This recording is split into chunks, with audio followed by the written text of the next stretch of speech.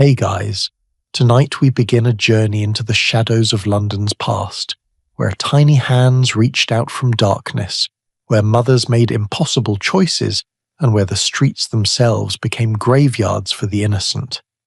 This is not just history. This is the story of thousands of lost daughters, abandoned sons, and one man who walked those cobblestone streets and decided that enough was enough.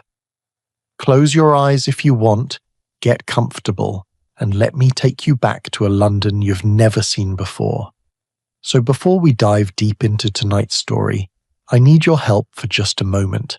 If you are finding comfort in this voice, in these stories I bring to you each night, then please subscribe to this channel, hit that like button, and share this with someone who needs a story before sleep. And I am genuinely curious. Where are you right now? Are you in bed, on a couch, driving through the night? And what time is it where you are? Leave a comment below. I read every single one, and honestly, knowing you're out there listening makes this all worthwhile. Now dim those lights, let the world outside fade away. Maybe turn on a fan for that gentle white noise, and let us step together into 18th century London. Picture this. It is a cold morning in 1720-something. The exact year does not matter because this scene repeated itself every single day for decades.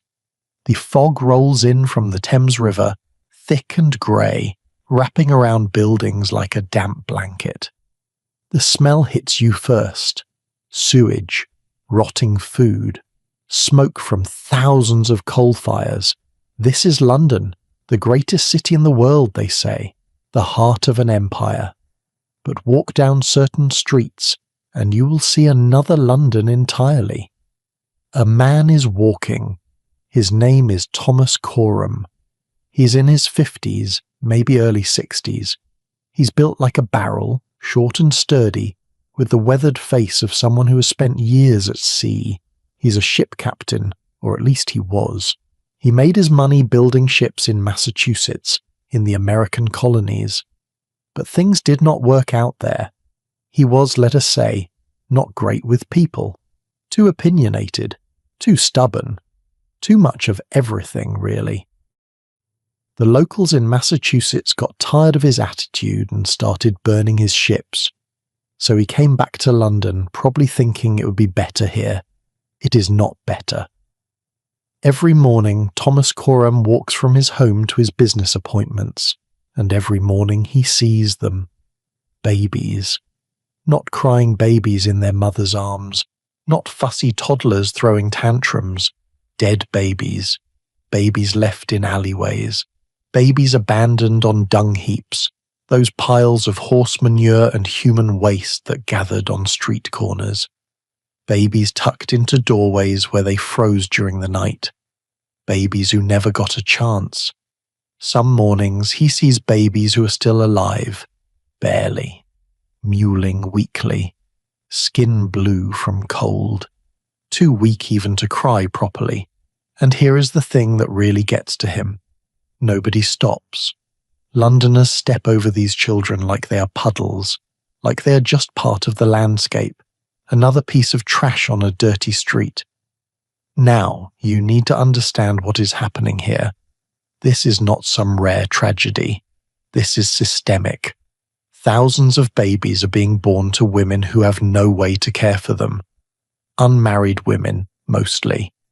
Women who got pregnant outside of marriage, which in Georgian England is basically a death sentence for your reputation.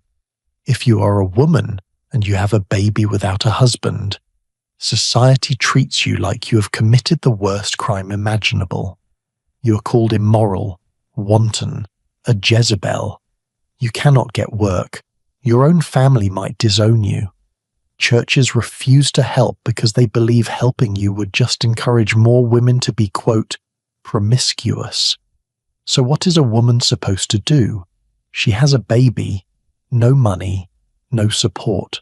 No job prospects, because who is going to hire a woman with an illegitimate child? Some women try to keep their babies anyway and end up in the workhouse, which we'll talk more about later, but just know this. 90% of babies born in London workhouses die before age 5. 90%. That is not a typo. 9 out of every 10 babies born in those places do not make it to kindergarten age. Other women make a different calculation. They look at their baby, this tiny person they have carried for 9 months, and they think, "This child has no future with me. If I keep this baby, we will both starve. But if I leave this baby somewhere, maybe, just maybe, someone with means will find them. Someone who can feed them. Someone who can give them a life." It is an act of desperation that looks like cruelty.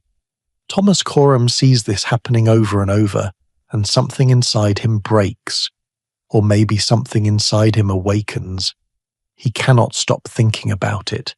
These children haunt him. He starts asking questions. He learns that Paris has something called the Hôpital des Enfants Trouvés, the hospital for foundling children. It has been running since 1670. Florence has one. Other European cities have places where women can bring babies they cannot care for, no questions asked, and those babies will be fed, sheltered, and raised. But London has nothing. Well, that is not entirely true. London has Christ's Hospital, which has been around since Tudor times, but they only take legitimate orphans, children whose parents were married and then died. If your baby is illegitimate, Christ's Hospital wants nothing to do with you, and that is most of these babies we are talking about. Babies whose fathers disappeared, babies whose fathers were married to someone else, babies from rape, babies from affairs, babies from broken promises. Coram gets an idea. It is 1722. He is going to create a foundling hospital in London, a place specifically for these abandoned children, a place where women can bring their babies and know they will be cared for. He starts calling it his darling project. That is literally what he calls it, his darling project, which is kind of sweet when you think about this gruff sea captain getting all sentimental. But here is where the story gets frustrating, because Thomas Coram is about to spend the next 17 years of his life fighting for this idea. 17 years. He is in his 50s when he starts. He will be in his 70s before he succeeds. Why does it take so long? 2 reasons. First, money. Hospitals cost money. You need land, buildings, staff, food, clothes, medicine. Coram is not wealthy. He is comfortable, but he cannot fund this himself.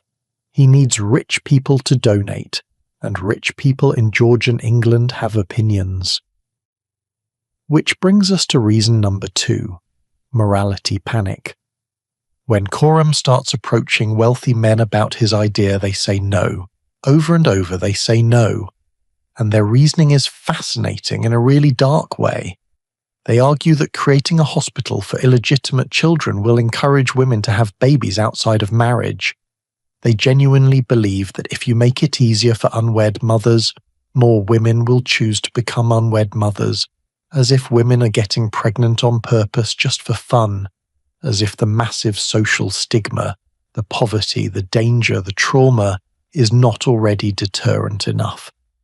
These wealthy men look at Coram and essentially say, "Those babies dying in the streets, that is sad, sure, but it is also a lesson to other women.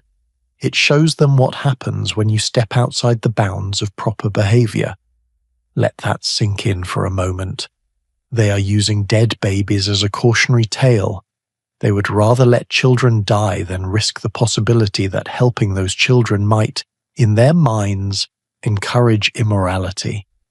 Coram is furious. He keeps trying. He writes petitions. He walks from house to house. He argues. He pleads. And men keep saying no. So Coram does something clever. If men will not listen to him, maybe women will. He starts approaching aristocratic women, duchesses, countesses, ladies with titles and influence. And here is the thing about these women. They get it. They understand in a way the men do not, or will not. Some of these women have had friends who got into trouble. Some have seen what happens when women are desperate. Some just have more compassion. In 1729, something shifts. The Duchess of Somerset takes an interest in Coram's project, and once you have one duchess on your side, other aristocratic women follow. Suddenly, supporting the Foundling Hospital becomes fashionable in a way it never was when Coram was only talking to men. By 1735, Coram has his first petition ready. It is signed by 21 prominent women, 21 ladies of distinction, as they are called.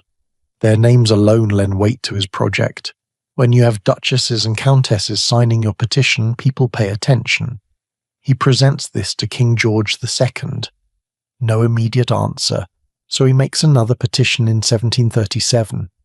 This one has men on it too, because now that the fashionable ladies support it, the men are willing to attach their names. Noblemen, professionals, justices of the peace, merchants. Suddenly, everyone wants to be associated with this charitable work. And finally, on October 17th, 1739, King George II signs the Royal Charter, establishing the hospital for the maintenance and education of exposed and deserted young children. That is the official name. Everyone just calls it the Foundling Hospital. Thomas Coram is 71 years old. It has taken him 17 years to make this happen. 17 years of rejection. 17 years of watching babies die while he tried to build something to save them. And now, finally, he has his charter. But a charter is just a piece of paper. Now comes the hard part. Actually opening a hospital, finding a building, hiring staff, creating systems, and figuring out how to decide which babies get in and which do not. Because the sad reality is that there are going to be way more babies than beds. That part of the story, the heart-wrenching first night when the hospital opens, that is where we are headed next. We're going to walk through those doors on March 25th, 1741. We're going to see the mothers lined up outside, babies in their arms, hope and terror on their faces. We're going to witness the lottery system, where chance determines which babies get a future. We're going to meet the first children admitted, including the two named Thomas and Eunice after Captain Coram and his wife. And we're going to see the tokens, those small objects mothers left with their babies so they could identify them if they ever came back. Little scraps of fabric, buttons, coins, pieces of their hearts left behind. But for now, as we close this first chapter, I want you to think about Thomas Coram walking those streets. Think about what it takes to see suffering every single day and not look away. Most people saw those babies and kept walking. Coram saw them and spent 17 years fighting. He was not particularly likable. He was stubborn, argumentative, and difficult. He had failed at business. He had no children of his own. He was not young or handsome or charming, but he cared, and he refused to accept that nothing could be done. Sometimes the people who change the world are not the ones you would expect. Sometimes they're just stubborn old sea captains who cannot stop seeing what everyone else has learned to ignore. Rest well tonight, knowing that even in the darkest times there are people who see the darkness and strike a match. Stay with me for part 2, where we are going to step inside that hospital on its very first night, and I promise you, it is going to break your heart and put it back together in ways you do not expect. Sweet dreams, and I will see you in just a moment. March 25th, 1741. Remember that date because on this night history turns a corner. It has been a year and a half since King George signed that royal charter. 17 months of Thomas Coram and his board of governors scrambling to make this dream real. They have rented a temporary house at number 25 Hatton Garden, a narrow building in a part of London that is respectable enough but not fancy. They have hired staff. They have set up a few cribs. They have capacity for exactly 30 babies. 30 in a city with thousands of abandoned children. The governors have spent weeks debating the rules. How old can the babies be? They decide under 2 months old. Any older, and they are harder to place with wet nurses, harder to feed, harder to manage. The babies must also be free from disease. No fevers, no obvious sickness. These rules sound harsh, but remember, they only have 30 beds, 30 chances to save a life. They are already doing triage before the doors even open. Word has spread through London. The Foundling Hospital is accepting children. Finally, after decades of nothing, there is somewhere to go. The plan is to open the doors at 8 o'clock in the evening. Why evening? Partly for discretion. These women want to remain anonymous. Coming in darkness gives them cover. Also, it gives the staff time to process each application without the chaos of daylight crowds. But here is what nobody anticipated: the crowd. By 6 o'clock in the evening, there are already women gathering outside. By 7, the narrow street is packed. Mothers holding babies. Some have walked miles. Some have travelled from outside London. They're standing in the cold March evening, breath visible in the air, babies wrapped in whatever scraps of cloth they could find. Shawls, old blankets. Some babies are just wrapped in the mother's own skirt, torn off and tied around the tiny body. Look at their faces. Try to imagine what they are feeling. Hope, yes. Desperate, aching hope. But also terror. What if there is no room? What if their baby is rejected? What if this one chance, this one night does not work out? At 8 o'clock, the doors open. Now, the governors have set up a system. They think they are being fair. They've prepared a basket with balls inside. White balls and red balls and black balls. Each mother will draw a ball. If you draw white, your baby is admitted immediately. If you draw red, your baby goes on a waiting list. If you draw black, you have to leave. No space. Sorry. Try again another time, maybe, if there is another time. It is a lottery. A literal lottery where the prize is your child's life. Can you imagine? You are standing there holding your baby. You have walked across London to get here. Maybe you have not eaten all day because you spent your last pennies on milk for the baby.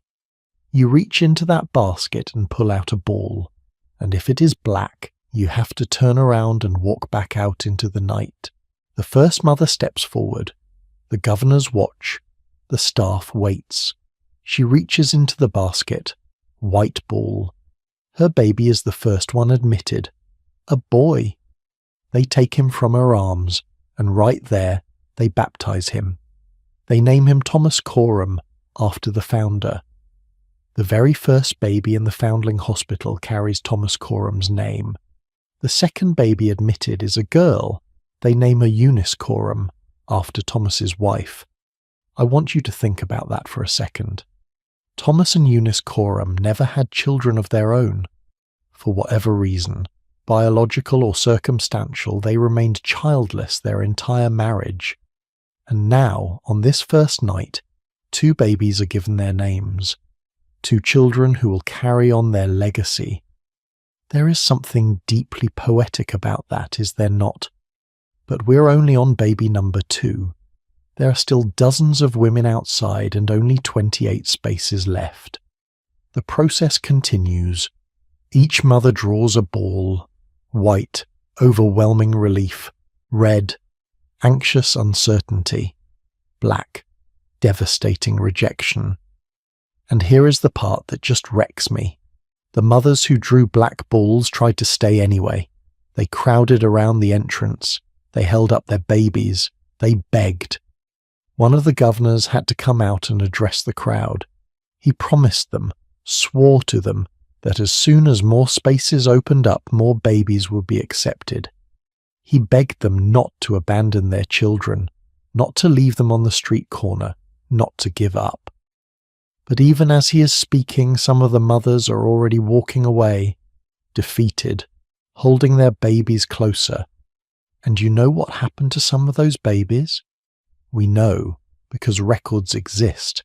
Some of those women, in their desperation, did exactly what they were told not to do. They left their babies near the hospital, hoping maybe someone would find them and bring them in. Others left their babies elsewhere in London, in doorways, in alleys, anywhere they thought someone might discover them before it was too late. Inside the hospital, the 30 babies who made it through are being processed. Each one is registered, names written down, birth dates estimated. And here is where it gets really emotional. The tokens. The staff asks each mother if she wants to leave a token with her baby, something to identify the child, just in case circumstances change and she can come back to reclaim them someday. These tokens are small objects, things that seem insignificant but carry enormous meaning. One mother cuts a piece of fabric from her own dress and leaves it with her baby. Another leaves a button, brass, worn smooth from being sewn onto clothes and then cut off again. Another mother leaves a coin, not worth much, but it is all she has. One woman leaves a tiny piece of ribbon, faded blue, tied in a careful knot. These tokens still exist, by the way. The Foundling Museum in London has them preserved. You can go there today and see these little fragments, a button, a ribbon, a scrap of cloth, and each one represents a mother's hope that maybe, someday, she could come back for her child. Think about the psychology here. These women are not just abandoning their babies, they are leaving them with the intention, or at least the hope, of returning. They are saying, this is not forever. This is just until I can get on my feet, until I can find work, until I can figure something out. The token is a promise. It says, I will know you when I see you again. But here is the heartbreaking reality. Most of these mothers never came back, not because they did not want to, but because life did not improve for them. The circumstances that forced them to give up their babies in the first place usually got worse, not better. They remained poor. They remained alone. They remained stuck. How many of those mothers spent the rest of their lives thinking about the baby they left, wondering if their child was still alive, wondering if they were happy, healthy, growing up strong? Did they pass the Foundling Hospital on the street sometimes and think, my child is in there somewhere? Did they look at other children and think, mine would be about that age now? The staff works through the night. By midnight, all 30 spaces are filled. 18 boys and 12 girls. 30 babies who hours ago had no future now have beds, blankets, food, and a chance. But not all of them make it. Within 3 days, 2 babies die. Malnutrition. They were too far gone when they arrived. Their little bodies too weakened by starvation, by exposure, by neglect. Not neglect from cruelty, understand. Neglect from poverty. Their mothers kept them alive as long as they could with whatever scraps they had, but it was not enough. The staff buries these babies, 2 tiny graves, the first deaths in the Foundling Hospital, and Thomas Coram, when he hears about it, is devastated. He spent 17 years fighting to create this place, and babies are still dying. Even here, in this hospital built to save them, death finds a way in, but 28 babies survive that first night. 28 babies who would almost certainly have died on the streets are now breathing, feeding, sleeping in safety. That is 28 victories against the darkness. The word spreads even faster now. London has a Foundling Hospital that actually works. More women start showing up. The governors quickly realise 30 beds is nowhere near enough. They start planning for a bigger building, They start fundraising in earnest. And this is where the story takes an interesting turn, because the Foundling Hospital is about to become the most fashionable charity in all of London. You have to understand, charity in the 1740s is a social activity as much as a moral one. Rich people give to charity partly out of genuine compassion, sure, but also because it makes them look good. It is a way to display your wealth, your virtue, your status. And the Foundling Hospital, with its royal charter and its aristocratic governors, becomes the place to be seen supporting. But what really changes everything is the artists. William Hogarth, one of the most famous painters in England, takes an interest in the Foundling Hospital. Hogarth is known for his satirical paintings, his depictions of London life in all its gritty reality. He has painted the dark side of the city. He knows what Thomas Coram is fighting against, and Hogarth decides to help. In 1740, Hogarth paints a portrait of Thomas Coram. It is a remarkable painting, and it still exists. You can see it at the Foundling Museum. Coram is sitting there in his sea captain's coat, looking every bit the stubborn, determined man he was. Hogarth donates this painting to the hospital. He also paints a biblical scene, Moses brought before Pharaoh's daughter, which is pretty on-the-nose symbolism, right? Moses was a foundling himself, saved from the river and raised by royalty. But here is the genius move. Hogarth convinces other artists to donate works too. He turns the Foundling Hospital into an art gallery. He decorates the walls with paintings from Joshua Reynolds, Thomas Gainsborough, Richard Wilson, Francis Hayman, all the great names of 18th century British art. Why does this matter? Because England in 1740 does not have public art galleries. If you want to see great art, you have to be invited into somebody's private collection.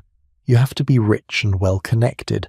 But the Foundling Hospital is open to visitors. Anyone can walk in, look at the art, and make a donation.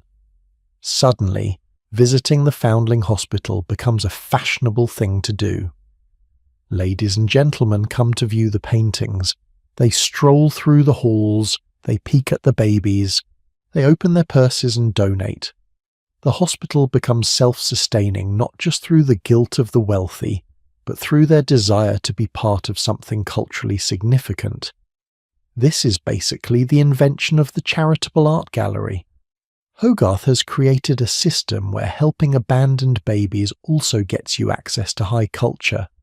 It is brilliant marketing, it is social engineering, and it works.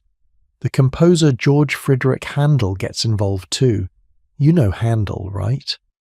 He wrote Messiah, that famous oratorio with the Hallelujah chorus. Handel starts performing benefit concerts at the Foundling Hospital. Every year he conducts a performance of Messiah, and all the proceeds go to the hospital. He even donates an organ to the chapel. Handel becomes one of the hospital's biggest supporters, and his concerts bring in enormous amounts of money. So now you have this situation where the Foundling Hospital is not just a charity, it is a cultural institution. It is where art happens, where music happens, where fashionable society gathers, and all of that translates into money for abandoned babies. By 1745, the temporary house in Hatton Garden is not enough. The governors have raised enough funds to build a proper facility. They buy land in Bloomsbury, which at the time is on the edge of London. Fields surround the area, fresh air, space for children to play.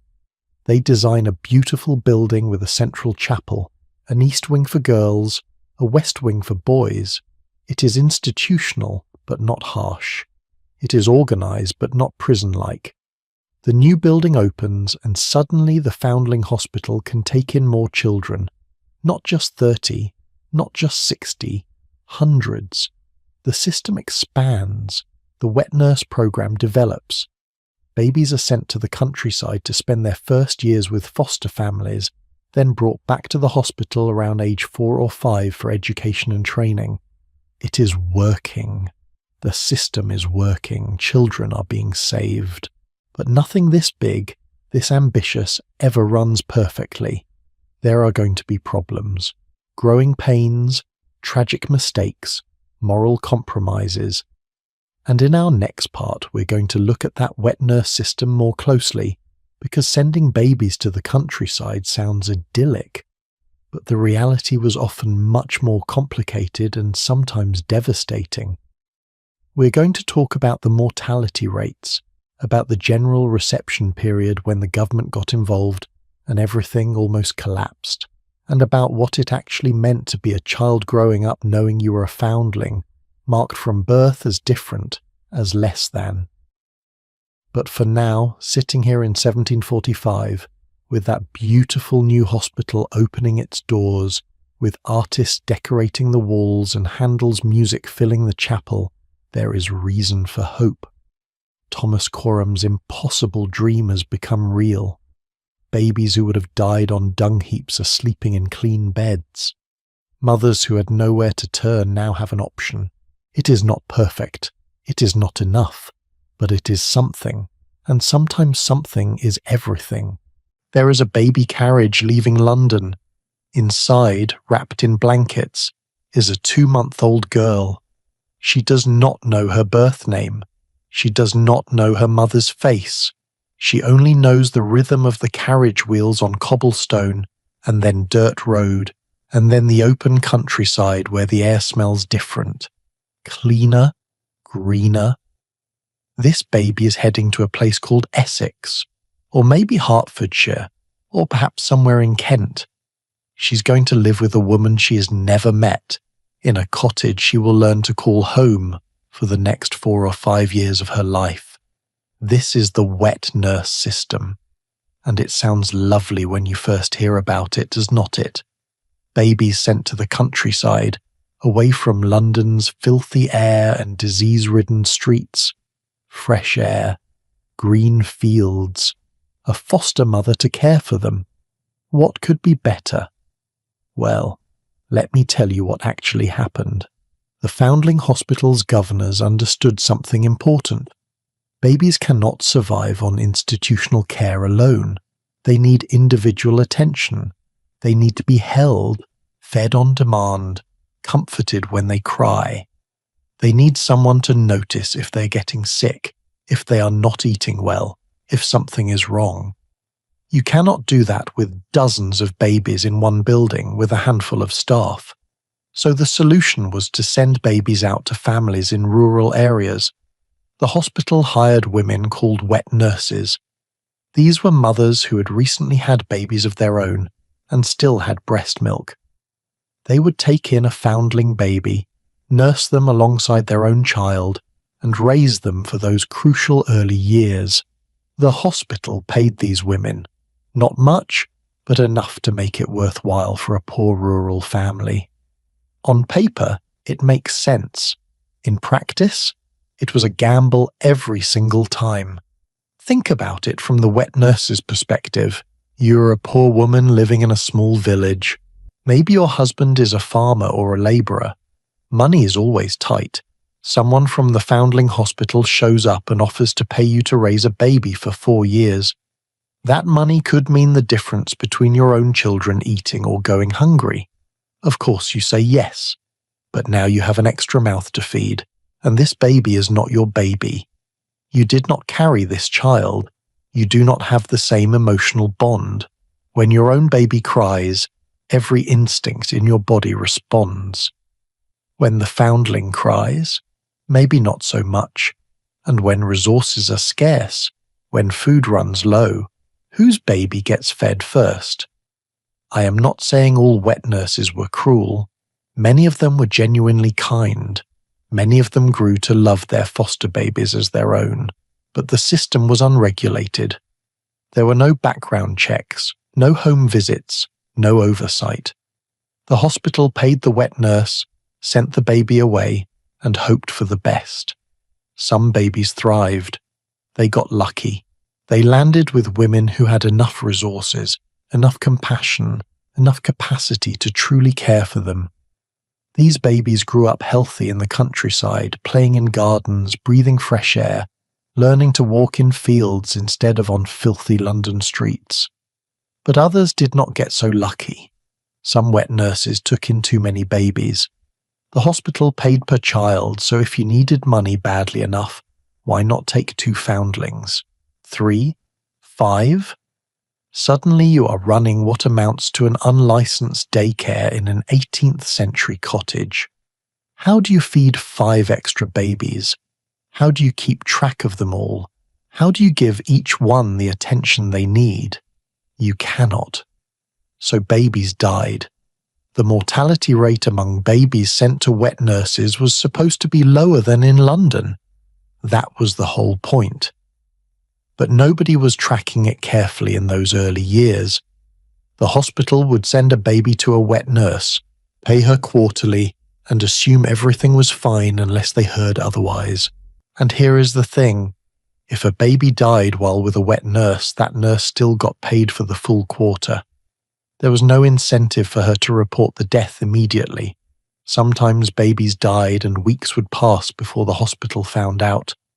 I know this is dark, but we have to talk about it because this was the reality for hundreds of children. They survived the streets. They survived being abandoned. They made it through the lottery system and got into the hospital. And then they died anyway, in some cottage in the countryside surrounded by strangers. Now, let me tell you about the general reception period, because this is where things go from bad to catastrophic. It is 1756. The Foundling Hospital has been operating for 15 years. They have saved hundreds of children, maybe over 1,000 by now. The system is working more or less. But there is a problem. They are turning away far more babies than they accept. Remember that first night with the lottery? That never stopped being necessary. There are always more desperate mothers than available beds. Parliament decides to get involved. And honestly, their intentions are not entirely pure. See, there is this growing concern in Georgian England that the population is declining compared to France and Spain. Britain is building an empire. They need soldiers. They need sailors. They need workers. And where do you get those?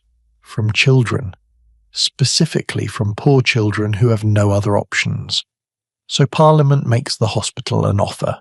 We will give you funding, lots of funding, but in exchange, you have to accept every single child that is brought to you.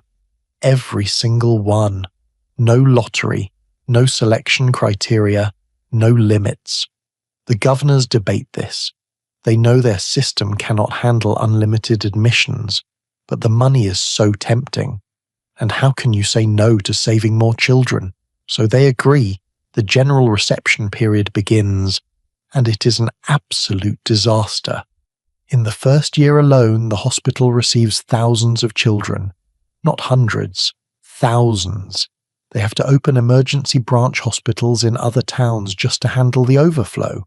Ackworth, Shrewsbury, Aylesbury, Barnet, Chester, Westerham. These little satellite locations pop up all over England, all trying to deal with a flood of babies. And the wet nurse system completely breaks down. Suddenly the hospital needs hundreds of wet nurses. They are scrambling to find women willing to take babies. They lower their standards. They stop vetting people carefully. They send babies to women they have never met, in villages they have never visited, with no idea what conditions those babies are going into. The mortality rate skyrockets, and I mean skyrockets. Before the general reception period, about 45% of babies in the hospital's care died. That is already horrifically high by modern standards, but remember this is the 18th century. Infant mortality everywhere is terrible. 45% is actually not that different from the general population. But during the general reception period, the mortality rate climbs to 81%. 81%. That means 4 out of every 5 babies brought to the Foundling Hospital during those 4 years died. Let that number sink in. Parents are bringing their babies to this hospital thinking they are saving them, thinking their child will have a chance, and instead, they are essentially signing a death warrant. The hospital becomes a processing centre for dying children. What went wrong? Everything. Too many babies, not enough staff, not enough wet nurses, not enough oversight. Babies were being sent to women who had no business caring for them. Babies were dying of neglect, of starvation, of disease that went untreated because nobody was watching closely enough. The countryside wet nurses, already overwhelmed, took in even more babies because the hospital was desperate. Some of these women had 6, 7, 8 foundling babies at a time, plus their own children. It was impossible. The babies who survived were often the strongest, the luckiest, or the ones who happened to end up with a wet nurse who genuinely cared. The mortality rate among babies kept with wet nurses during this period literally doubled. It went from bad to catastrophic. These women could not cope, and the babies paid the price. In 1760, Parliament finally admits this was a terrible idea and pulls the funding. The general reception period ends. The hospital goes back to selective admissions. The governors are traumatized by what just happened. Thousands of children dead because they tried to save everyone and ended up being able to save almost no one. There is a lesson here about scale, about resources, about good intentions not being enough. The Foundling Hospital worked when it was small and controlled. When they tried to expand too fast without the infrastructure to support it, the whole system nearly collapsed, and it was children who suffered. But let us talk about the babies who did survive the wet nurse system, because their story continues. Around age 4 or 5, these children are brought back to London. Imagine being that child. You have spent your entire life, everything you can remember, in some village with a woman you call mother. You have friends, maybe, a cottage you know, fields you play in, routines you understand. And then one day, someone comes to take you away. You're put in a carriage and brought to a huge building in London that smells wrong and sounds wrong and feels wrong. You're told this is where you belong now. This is your real home. The woman you've been calling mother is not your mother. You're a foundling. This is the Foundling Hospital. Welcome back. Can you imagine the confusion? The fear? The sense of abandonment all over again? Some children adjusted. Children are resilient in ways that will break your heart. They learned the routines. They made friends with the other children. They accepted their new reality because what choice did they have? But other children struggled. They cried for their wet nurses. They did not understand why they could not go home. Some of them probably spent years thinking they had done something wrong, that they were being punished. Nobody explained to a 4-year-old the complex social systems that led to them being there. They just knew they'd been taken from everything familiar and dropped into an institution. The hospital tried to make it gentle. They bathed the children, gave them clean clothes, fed them decent meals. Compared to the streets, compared to workhouses, the Foundling Hospital was paradise. But compared to a cottage in the countryside with a woman who had raised you since you were 2 months old, it was prison. And now these children were expected to learn, to sit still, to follow rules, to prepare for their futures as servants and labourers. Because that is what the hospital was preparing them for. Not freedom, not opportunity, but service. The boys would learn trades, carpentry, metalwork, shoemaking, skills that would let them earn a living as working men. The girls would learn domestic skills, sewing, cooking, cleaning, skills that would make them employable as servants in wealthy households.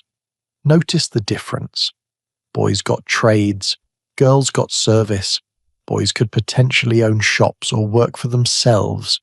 Girls were being trained exclusively to work in someone else's house, under someone else's control, for the rest of their lives. But we're getting ahead of ourselves. First, these children had to survive childhood in the hospital, and that is where our story goes next.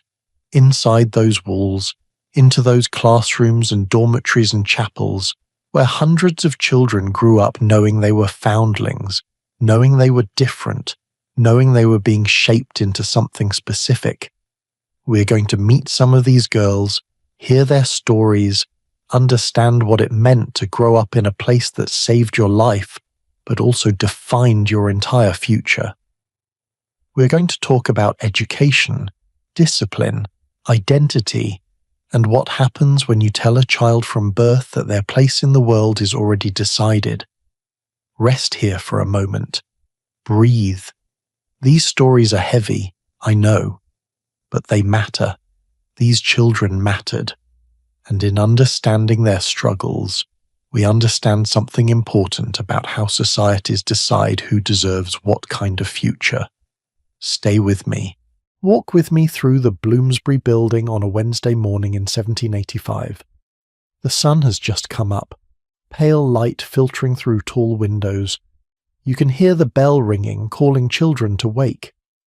In the east wing, 60 girls are climbing out of their narrow beds with metal railings lined up in rows. In the west wing, 60 boys are doing the same. The building is symmetrical, perfectly divided.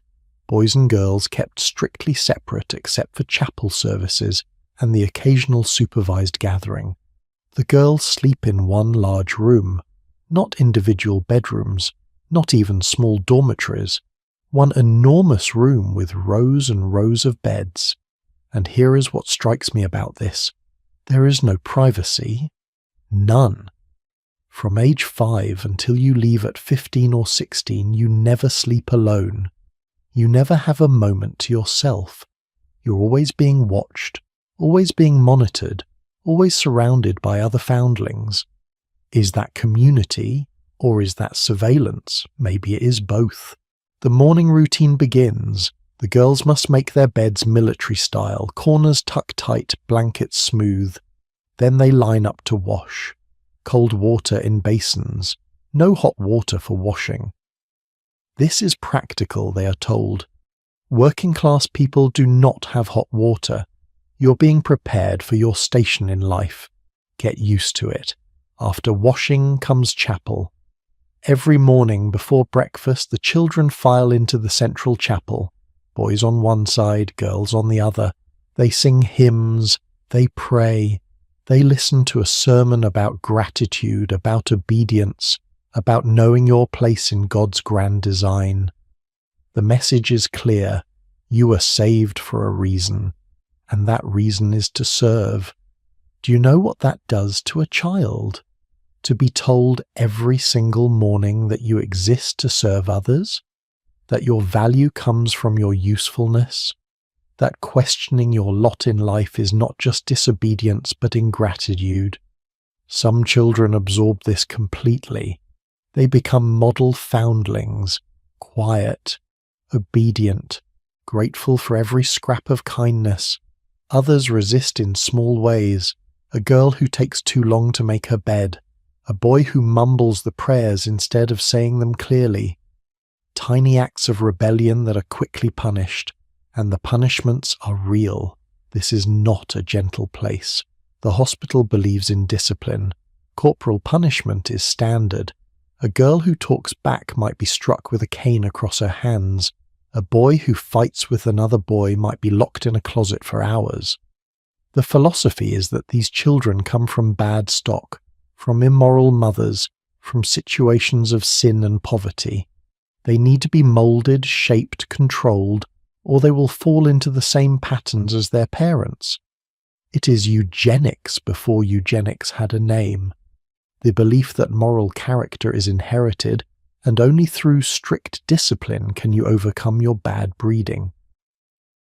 Breakfast happens in the dining hall. Long wooden tables, hard benches.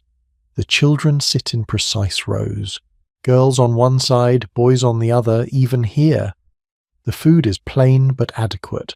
Porridge, bread, weak tea. Not delicious, but enough to keep growing bodies alive, and honestly, compared to what many of these children would have eaten on the streets, this is a feast. But here is the thing about institutional food. It is the same every day. Porridge on Monday looks exactly like porridge on Friday. There is no variety, no treats, no surprises. Food becomes fuel, nothing more. And I think that says something about the philosophy of the place. These children are being raised to be functional, not happy. After breakfast comes lessons, and this is where the gender divide becomes really pronounced. The boys and girls are educated separately, obviously, but they are also educated differently, not just in separate rooms, differently in content, in expectation, in future. The boys' classroom has slates for writing, basic books for reading. They learn arithmetic because tradesmen need to calculate measurements and costs. They learn enough reading to follow instructions, understand contracts, read the Bible. They learn writing so they can sign their names, keep basic records. It is practical education designed to make them employable. The boys also spend significant time in workshops, the carpentry shop, the metalworking area, the shoemaking station. They learn real skills with real tools. By the time a boy leaves the Foundling Hospital at age 14, he has been apprenticed in a trade. He can make furniture or repair shoes or forge metal. He has a skill that can support him for life. Now let us walk across the building to the girls' side. The girls' classroom looks different. No slates for complex writing. Basic reading, yes, because you need to read recipes and instructions from your employer. But advanced literacy, unnecessary. Arithmetic, only the very basics. What does a maid need to know beyond counting linens and measuring ingredients? Instead, the girls spend most of their educational time on domestic skills. They learn to sew, not fancy embroidery for decoration. Plain, practical sewing, mending torn clothes, hemming sheets, darning socks. They learn to sew for hours at a time, fingers pricked by needles, eyes straining in dim light. By age 10, a foundling girl can sew a straight seam blindfolded. They learn to cook, but not interesting food. They learn to make cheap filling meals, stews, porridge, bread. The kind of food that servants eat, not the kind of food served at fancy dinner parties. They learn to clean, how to scrub floors on their hands and knees, how to polish silver until it shines, how to wash clothes without damaging them, how to remove stains. Everything they learn is in service of one goal, making them employable as domestic servants. Let me read you something from the hospital's own records. Their regulations from the early 1800s.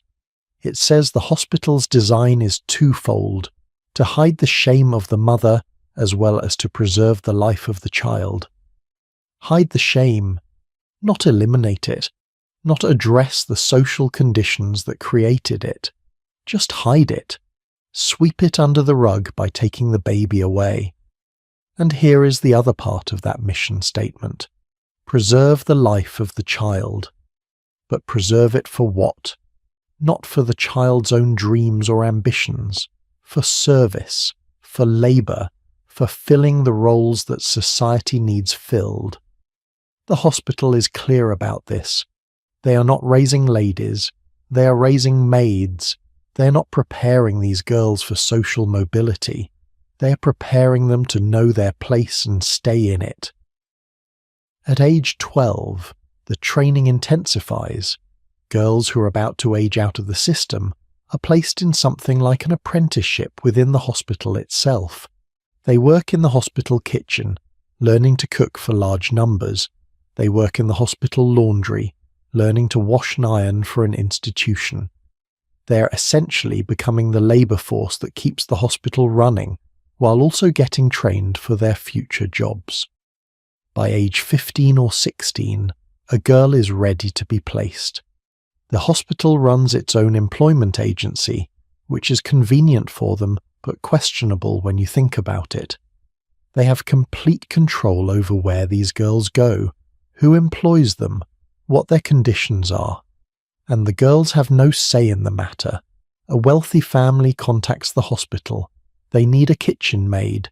The hospital selects a girl, not based on what she wants, not based on her preferences or personality, based on who is the right age and has the right skills. The girl is told she is being placed in service with the such and such family.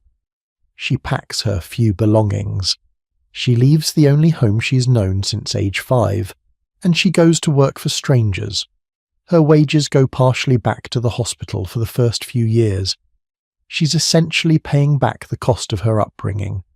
The hospital calls this teaching her about financial responsibility. Others might call it exploitation. She is working, but she is not free. She is earning money, but she does not get to keep all of it. She is out of the hospital, but she is still controlled by it. And here is the part that keeps me up at night.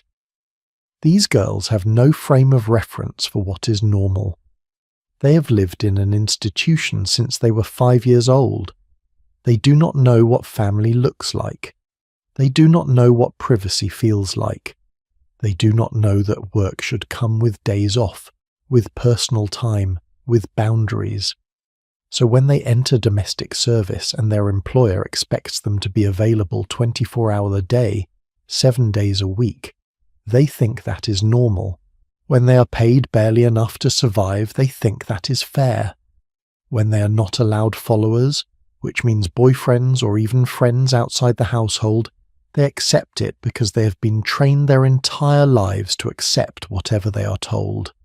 They are the perfect servants, obedient, hard-working, grateful, asking for nothing, expecting nothing. And that is exactly what the system designed them to be. Now, not every story ends in misery. Some girls got placed with kind families. Some employers treated their servants well, gave them decent rooms, fair wages, time off. Some foundling girls learned skills in these households that they could not have learned in the hospital. They saw how wealthy families lived. They learned about managing a household. A few even managed to save enough money to eventually start their own small businesses or marry into slightly better circumstances. But these were the exceptions. For most foundling girls, domestic service meant a lifetime of labour in someone else's house, waking before dawn to light fires, working until late at night cleaning up after dinner parties, sleeping in unheated attic rooms, eating leftover food, having no life outside of work, and doing this year after year after year until they were too old or too sick to work anymore. And then what? Where does a 50-year-old former housemaid with no family and no savings go when she can no longer work? Back to the streets, often, back to poverty. The very thing the foundling hospital supposedly saved them from. The hospital would say they gave these girls a chance they never would have had. Without the hospital, they would have died as babies. So even a hard life as a servant is better than no life at all, right? I want you to think about that logic for a minute. Is it rescue if you save someone's life only to condemn them to servitude? Is it charity if you help a child survive only to ensure they have no choice but to serve others? These are not easy questions, and I am not sure there are easy answers. What I do know is this. Those girls did not get to choose. They did not get to say, "Thank you for saving my life, but I would like to be a shopkeeper," or "I would like to learn a trade like the boys," or "I would like to decide for myself what I do with my life." The choice was made for them before they were old enough to have opinions. They were shaped by the system to fit the system's needs. And the truly heartbreaking part, many of these girls never knew any different. They grew up thinking this was just how the world worked, that this was their destiny, that questioning it was not just futile but ungrateful. But some did question it. Some girls ran away from their placements. Some refused to send their wages back to the hospital. Some got fired for insubordination, which in their case might have meant standing up for themselves or asking for a day off. These girls were labelled as problems, as difficult, as proof that bad breeding will out, no matter how much training you provide. The hospital kept records of these failures. Girls who did not work out, girls who brought shame to the institution, girls who ended up pregnant or sick or destitute despite everything the hospital had done for them. The records are clinical, detached. They list the problem, the outcome, and move on. They do not ask why. They do not wonder if maybe the system itself was flawed. As we move forward in this story, we're going to follow some of these girls more closely. We're going to hear about the ones who survived their placements, the ones who did not, and the ones who disappeared into history with no record at all. We're going to talk about the darker sides of domestic service, including the sexual exploitation that nobody wanted to acknowledge, but everyone knew about. And we're going to meet the reformers who eventually started questioning whether turning children into servants was really the best we could do. But right now, in this moment, in this building in Bloomsbury in 1785, there are 60 girls sleeping in their narrow beds. Tomorrow they will wake up, make their beds, wash in cold water, pray in chapel, eat their porridge, and spend another day learning to sew and scrub and serve. They will do this day after day, year after year, until they age out and get sent into the world they have been prepared for, a world where they are useful, obedient, and invisible. Hold their stories gently. They deserve that much. Her name is Sarah. At least that is the name the Foundling Hospital gave her when she was baptized at 2 months old. Sarah Brownlow, named after one of the wealthy governors.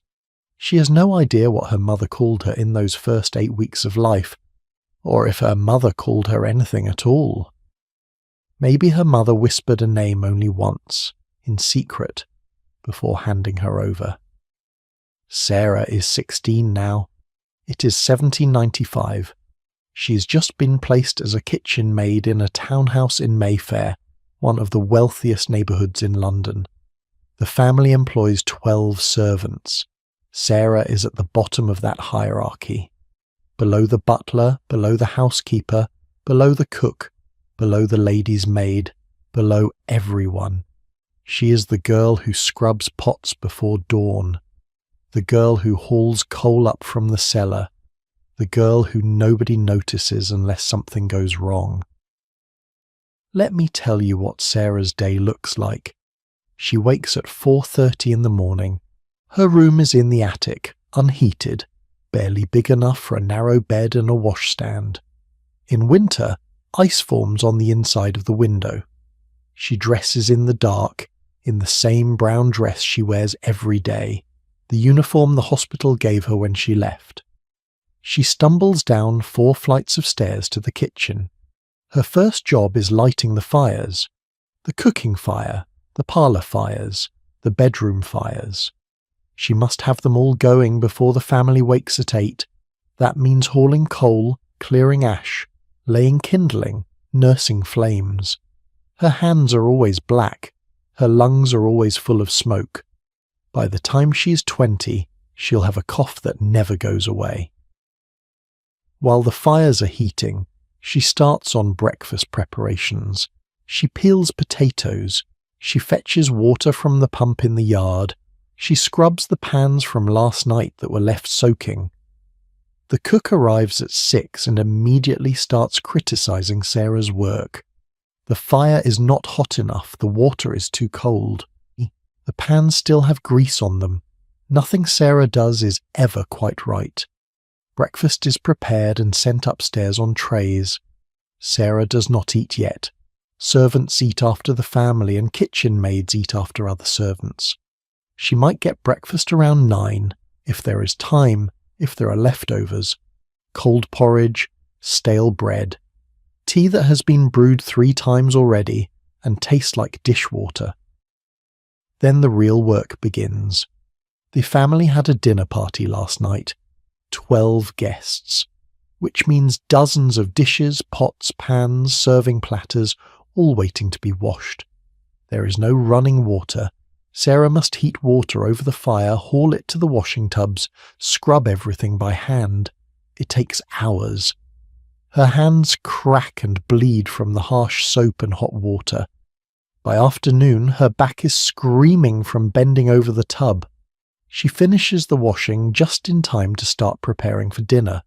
More peeling, more chopping, more fetching and hauling. The cook is making an elaborate meal.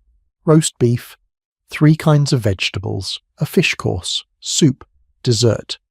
Sarah is not making any of it. She's just supporting the cook, doing all the physical labour while the cook does the skilled work. Dinner is served at 7. Sarah will not eat until 9:30, after all the dinner dishes are washed, after the family has retired to the drawing room, after the other servants have taken their share. She might get some scraps of the roast beef if she's lucky. More likely, she gets bread and cheese and the same reheated tea. She finishes her work around 11 at night. She climbs those 4 flights of stairs back to her freezing attic room. She collapses into bed, and 6 hours later, she does it all again. This is her life now, every day. No days off, no holidays, no time to herself. The hospital prepared her for this, told her this was normal, told her this was her purpose. And because Sarah has never known anything else, she believes it. But here is what the hospital did not prepare her for: the isolation. In the Foundling hospital, Sarah was surrounded by other girls. 60 girls who shared her story, who understood what it meant to be a foundling. They ate together. They slept in the same room. They whispered to each other after lights out. It was not freedom, but it was community. Here, in this Mayfair townhouse, Sarah is alone. The other servants are not foundlings. They come from families, poor families, but families nonetheless. They have parents, siblings, cousins. They get letters from home. They take their 1 day off per month to visit their mothers. Sarah has nowhere to go, nobody to visit, no letters, no family. The other servants know she's a foundling. It is obvious from her plain speech, her institutional manners, the way she does not understand basic things about family life, and they treat her differently because of it. Not cruelly, necessarily, but differently, with a kind of pity mixed with suspicion. Foundlings come from bad stock, everyone knows that. Illegitimate births, immoral mothers. Who knows what defect Sarah might have inherited? So Sarah eats her meals in silence while the other servants chat about their families. She works alone while the others gossip. She goes to bed alone while the other maids share a room and whisper secrets. She's surrounded by people but utterly isolated. And then there are the men. The butler is in his 40s, married, with children he mentions sometimes. But he has noticed Sarah. Of course he has. Sarah is 16, alone and powerless. She has no father to protect her, no brothers to threaten him, no family to make a scandal if something happens. She is perfect prey. It starts small. He stands too close when giving her instructions. He touches her shoulder unnecessarily. He makes comments about how she is growing into a woman. Sarah does not know how to respond. Nobody taught her about this. The hospital taught her to obey authority figures. The butler is an authority figure. So she stays quiet and tries to avoid him. But avoidance is hard when you work in the same house. One night he corners her in the hallway. He puts his hand on her waist. He whispers that she should be grateful for his attention, that a foundling girl like her should take what she can get. Sarah freezes. She's 16 years old and has no idea what to do. This is the reality that nobody wanted to talk about. The Foundling Hospital prepared girls to be domestic servants, but they did not prepare them for the sexual dangers of domestic service. Or maybe they did know and just did not care. Maybe they figured it was inevitable. Maybe they thought teaching girls to be obedient was more important than teaching them to protect themselves. Let me give you some context here. In Victorian and Georgian England, domestic servants, especially young female servants, were incredibly vulnerable to sexual exploitation. They lived in their employer's house. They had no privacy. They had no real recourse if something happened. If a male employer or a male servant assaulted them, what could they do? Report it to whom? The police. The police were not going to take the word of a servant over the word of a gentleman. Tell their employer. If the abuser was the employer, that was useless. If it was another servant, the employer would probably fire the victim for causing trouble. And if a servant girl got pregnant, she was immediately fired. No questions asked, no sympathy. It did not matter how the pregnancy happened. It did not matter if she was assaulted.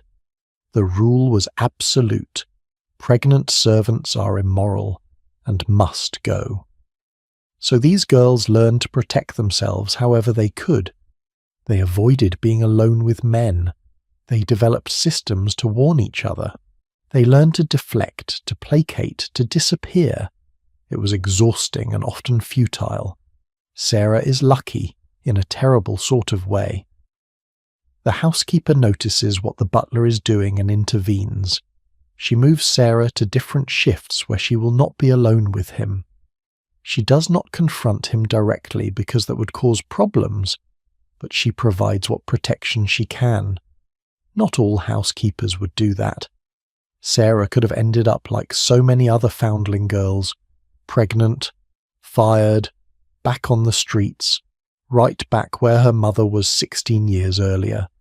The cycle repeating. There were people who noticed this pattern. Thomas Barnardo's wife, Siri, was especially concerned about it in the later Victorian era. She advocated for better protections for girls coming out of orphanages and children's homes. She understood that sending girls into domestic service without any support system was sending them into danger. But changing anything was slow. Social attitudes had to shift first. Now not every foundling girl had Sarah's experience. Some were luckier. Some got placed with families who treated servants decently. Some found employers who saw them as human beings, not just labour. Some even found opportunities for advancement. Let me tell you about Mary. Mary left the Foundling Hospital in 1803 and was placed as a scullery maid, lowest position possible. But Mary was bright and observant. She watched the cook carefully. She learned not just how to peel potatoes, but how to actually cook. She asked questions. She practiced when nobody was watching. Within 3 years, she had been promoted to assistant cook. Within 10 years, she was head cook in a different household, earning 3 times what she started with her own room and actual authority over other servants. Mary's story is exceptional, but it shows what was possible when a girl had opportunity and talent and a bit of luck. The problem is that the system was not designed to create Marys. The system was designed to create Sarahs, girls who stayed in their place, girls who did not aspire to more, girls who accepted their lot. And what happened to these girls as they aged? If they were very lucky, they stayed employed until they were too old to work, maybe 40 or 50, and then they lived on savings, assuming they had any. But most domestic servants earned barely enough to survive, let alone save. So when they got old, or sick, or injured, they had nowhere to go. Some ended up in workhouses, the very institutions their mothers might have feared. Others ended up back on the streets begging. Others disappeared into unmarked graves, no family to mourn them, no one to remember they ever existed. The Foundling Hospital kept some records of what happened to their girls after placement. In 1846, they did a survey. They tracked down former foundlings and recorded their status. The results are depressing. Of the girls they found, about 60% were still in domestic service. 20% had married, usually to other working-class men, and were struggling to feed their own children. 10% were dead. The remaining 10% were listed as whereabouts unknown, which probably means they were homeless, in workhouses or dead but not officially recorded. Those numbers tell you everything you need to know about outcomes. The hospital saved these girls from infant death, yes. But did they give them good lives? Did they give them chances to thrive? Or did they just postpone suffering for a decade and a half? I think about Sarah a lot. I think about her waking in that freezing attic at 4:30 every morning. I think about her scrubbing pots until her hands bled. I think about her eating cold porridge alone. I think about her trying to avoid the butler in the hallways, and I think about how she probably thought this was normal. This was what life was supposed to be, because nobody ever told her she deserved better. The tragedy is not just what happened to these girls. The tragedy is that they were taught not to expect anything else. But stories like Sarah's eventually did spark change. Slowly, painfully slowly. People started questioning whether this was the best system, whether there might be better ways to help children, whether perhaps girls deserved education beyond how to scrub floors, whether maybe, just maybe, children from poor backgrounds could aspire to more than servitude. Those questions led to reforms, to new ideas about child welfare, to the eventual transformation of places like the Foundling Hospital. And we're going to explore that transformation soon. But first we need to understand just how dark things could get, because Sarah's story, difficult as it is not the darkest chapter. There are stories that are harder still, stories about what happened when the system failed completely, stories about scandal, exploitation, and the children who slipped through every crack. Take a breath. These stories matter, but they are heavy. Remember that in telling them, we honor the girls who lived them. We refuse to let them be forgotten. Stay close. The next part of our journey goes deeper still. East End of London, 1866. A medical student named Thomas Barnardo is walking home from classes when he meets a boy. The boy is maybe 10 years old, ragged and filthy, standing on a street corner. Barnardo, being the kind of person who actually talks to street children instead of walking past them, asks the boy his name. "Jim Jarvis, sir," the boy says. "Where do you live, Jim?" The boy laughs. Not a happy laugh. A bitter, knowing laugh that no 10-year-old should be able to produce. "I do not live anywhere, sir. None of us do." "What do you mean, none of us?" And Jim Jarvis proceeds to blow Thomas Barnardo's mind. He takes Barnardo on a tour of London's hidden children. He shows him the rooftops where boys sleep in clusters, huddled together for warmth. He shows him the alleys where children curl up in doorways. He shows him the areas around Shaftesbury Avenue, the place they call the Rookeries, where children nest like birds in the eaves of buildings, hundreds of children, thousands maybe, living completely outside any system, no families, no homes, no help. Barnardo is horrified. He came to London to train as a medical missionary. He was planning to go to China to save souls, but after seeing what Jim Jarvis shows him, he cannot leave. How can he travel halfway around the world to help strangers when there are children dying on the streets of his own city? So Thomas Barnardo gives up on China. He stays in London, and in 1870 he opens his first home for boys at 18 Stepney Causeway. Now, here is where the story gets interesting. And by interesting, I mean controversial, Because Thomas Barnardo is about to become one of the most famous child welfare advocates in Victorian England. He's going to save thousands of children. He's going to pioneer new approaches to childcare.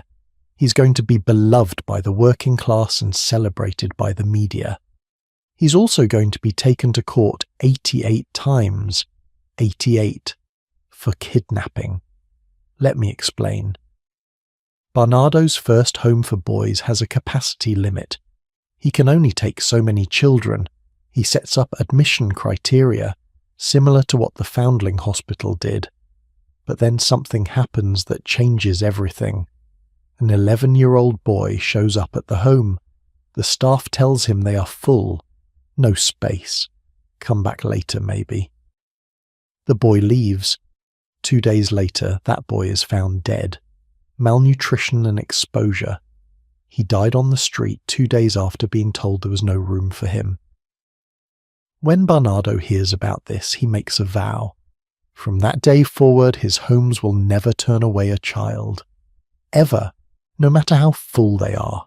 No matter how stretched their resources. The sign goes up. No destitute child ever refused admission. It is a beautiful sentiment. It is also logistically impossible. How do you promise to take in every child without limits on space or resources? The answer is that you make it work however you can. Even if that means bending rules. Even if that means taking children without official permission. And that is exactly what Barnardo does. He starts what he calls philanthropic abduction. If he sees a child living in terrible conditions, he takes that child. He does not always get parental consent. Sometimes there is no parent to ask. Sometimes the parent is drunk, abusive, or incompetent. Sometimes the parent says no, but Barnardo takes the child anyway because he believes he knows better. Is this rescue? Or is this kidnapping? The courts tried to figure that out 88 different times. Here is a typical case. A father comes forward and says Barnardo took his daughter without permission. The father wants her back. Barnardo refuses. He argues that the father is unfit, that the child was living in squalor, that returning her would be sending her back to danger. The father argues that he has legal rights to his child, and Barnardo has no authority to override those rights. Who is right? Both of them maybe, or neither. It depends on what you prioritize. The child's immediate safety, or parental rights. Barnardo consistently chose the child's safety, even when it meant breaking the law. He openly admitted to what he was doing. He did not hide it. He defended it in court, in newspapers, in public speeches. He said the end justified the means. Saving a child's life was more important than legal niceties. And you know what? A lot of people agreed with him. The working class loved Barnardo. They saw him as someone who actually cared about their children when nobody else did. But here is the complication. Who gets to decide when a child needs saving, Barnardo decided. Not the parents, not the courts, Barnardo himself. And while he saved many children who genuinely needed saving, that level of power is dangerous. Because once you establish that one person can override parental rights based on their own judgment, where does that stop? This is not a historical question, by the way. This is happening right now in modern child protective services. Social workers have to make these same impossible decisions. When do you remove a child from their family? When does poverty become neglect? When does a struggling parent become an unfit parent? These questions do not have easy answers. Barnardo also did something else that got him in trouble. He manipulated photographs. He would take before and after pictures of children. The before picture would show a child in rags, hair messy, looking absolutely destitute. The after picture would show the same child cleaned up, well-dressed, looking healthy and happy. He used these photos for fundraising. Look at what your donations accomplish, he would say. Look at these transformations. except the photos were staged. He would deliberately make the before photos look worse than reality. He would dress children in rags they had not actually been wearing. He would mess up their hair. He would pose them to look as pathetic as possible. Then he would clean them up and take the after photo, sometimes on the same day. When this came out, there was scandal. People accused him of lying, of exploiting children for fundraising, of being dishonest. Bernardo defended himself by saying the photos showed emotional truth even if they were not literally accurate. These children had been destitute, even if they were not wearing those exact rags on that exact day. The transformation was real, even if the timeline was compressed. Again, who is right here? Is it okay to manipulate images if it helps you raise money to save children? Or is honesty always more important, even if it means less effective fundraising? I genuinely do not know. I can see both sides. What I do know is this. By the time Thomas Bernardo died in 1905, his organization was caring for over 8,500 children in 96 homes across England. From that first home in 1870 to his death 35 years later, nearly 60,000 children had been through his system. 60,000. That is an astonishing number. But let's talk about what happened to those children. Because opening homes is one thing, actually helping children long-term is another. Bernardo believed, like Thomas Coram before him, that children should be raised in family-like settings when possible. He did not want huge institutional dormitories, so he pioneered something called cottage homes. Instead of one massive orphanage, he built villages of small cottages. Each cottage housed 15 to 20 children with a house, mother, a woman hired to live with and care for those children. The most famous of these is the Girls' Village Home in Barkingside. Picture this. 65 little cottages arranged around a village green, each cottage with its own garden, a school, a hospital, a church. 1,500 girls living in what looks like a quaint English village. It is designed to feel like home, or at least closer to home than a massive institution. Sounds lovely, right? And in some ways, it was better than the alternatives. Girls in cottage homes had more individual attention than girls in big institutions. They lived in smaller groups. They had house mothers who ideally cared about them. But here is the catch. Those house mothers were not trained psychologists or social workers. They were just women who needed jobs. Some were kind, some were harsh. Some genuinely loved the children in their care. Others saw it as just a job, and not a particularly good one. The quality of care varied wildly from cottage to cottage. Also, these villages were isolated. Remember, this is Barkingside, which in the 1880s is countryside, not suburbs. These girls grew up in a bubble. They interacted only with other orphans and their caretakers. They had no contact with normal family life. They did not go to regular schools with regular children. They did not learn how the outside world actually worked. So when they aged out at 15 or 16 and were sent into domestic service, they were completely unprepared for real life. They knew how to clean and sew and cook, sure, but they did not know how to navigate social situations. They did not know how to protect themselves. They did not know what was normal and what was not. And here is something that rarely gets talked about: the child migration scheme. Starting in the late 1800s and continuing well into the 1900s, all the way to the 1960s, British orphanages, including Bernardo's, started sending children overseas, to Canada, to Australia, to start new lives. The pitch was simple. Britain is crowded. These children have no prospects here. But in Canada, there is land, opportunity, fresh starts. We will send these children to the colonies where they can work on farms, learn trades, become productive members of society and a growing nation. Sounds great, right? Except it was a lie. Those children were not going to families who wanted to adopt them. They were going to work, hard labor. Many were placed on farms where they were essentially unpaid workers. They were told they were lucky, told they should be grateful, told this was better than the alternative. The children often had no choice in the matter. They would be told they were going on an adventure. Some were told their parents were dead when they were not. Some were told they were orphans when they had living relatives back in England who had no idea where they were.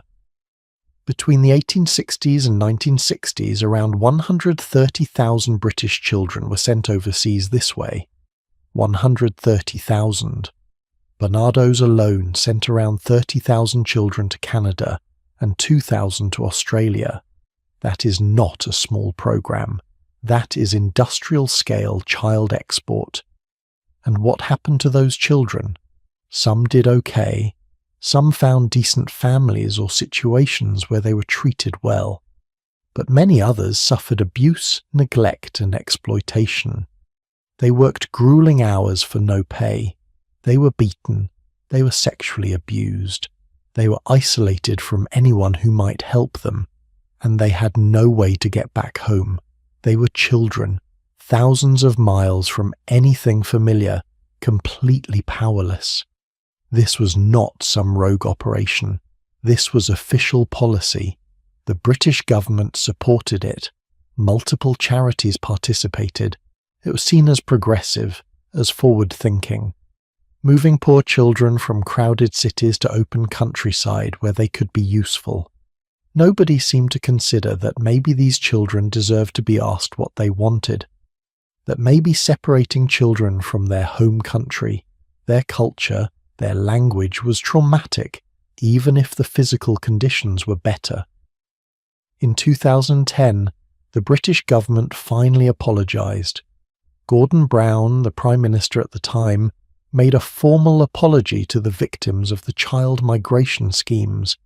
He acknowledged that children were failed by those who were supposed to protect them, that they suffered abuse and neglect far from home, that it should never have happened. But apologies do not undo trauma. Those children, now elderly adults if they are still alive, carry those experiences forever. Many spent their entire lives searching for family members they had been told were dead. Some never found out the truth. Some died never knowing they had siblings or parents who'd been looking for them. Barnardo's has also apologised.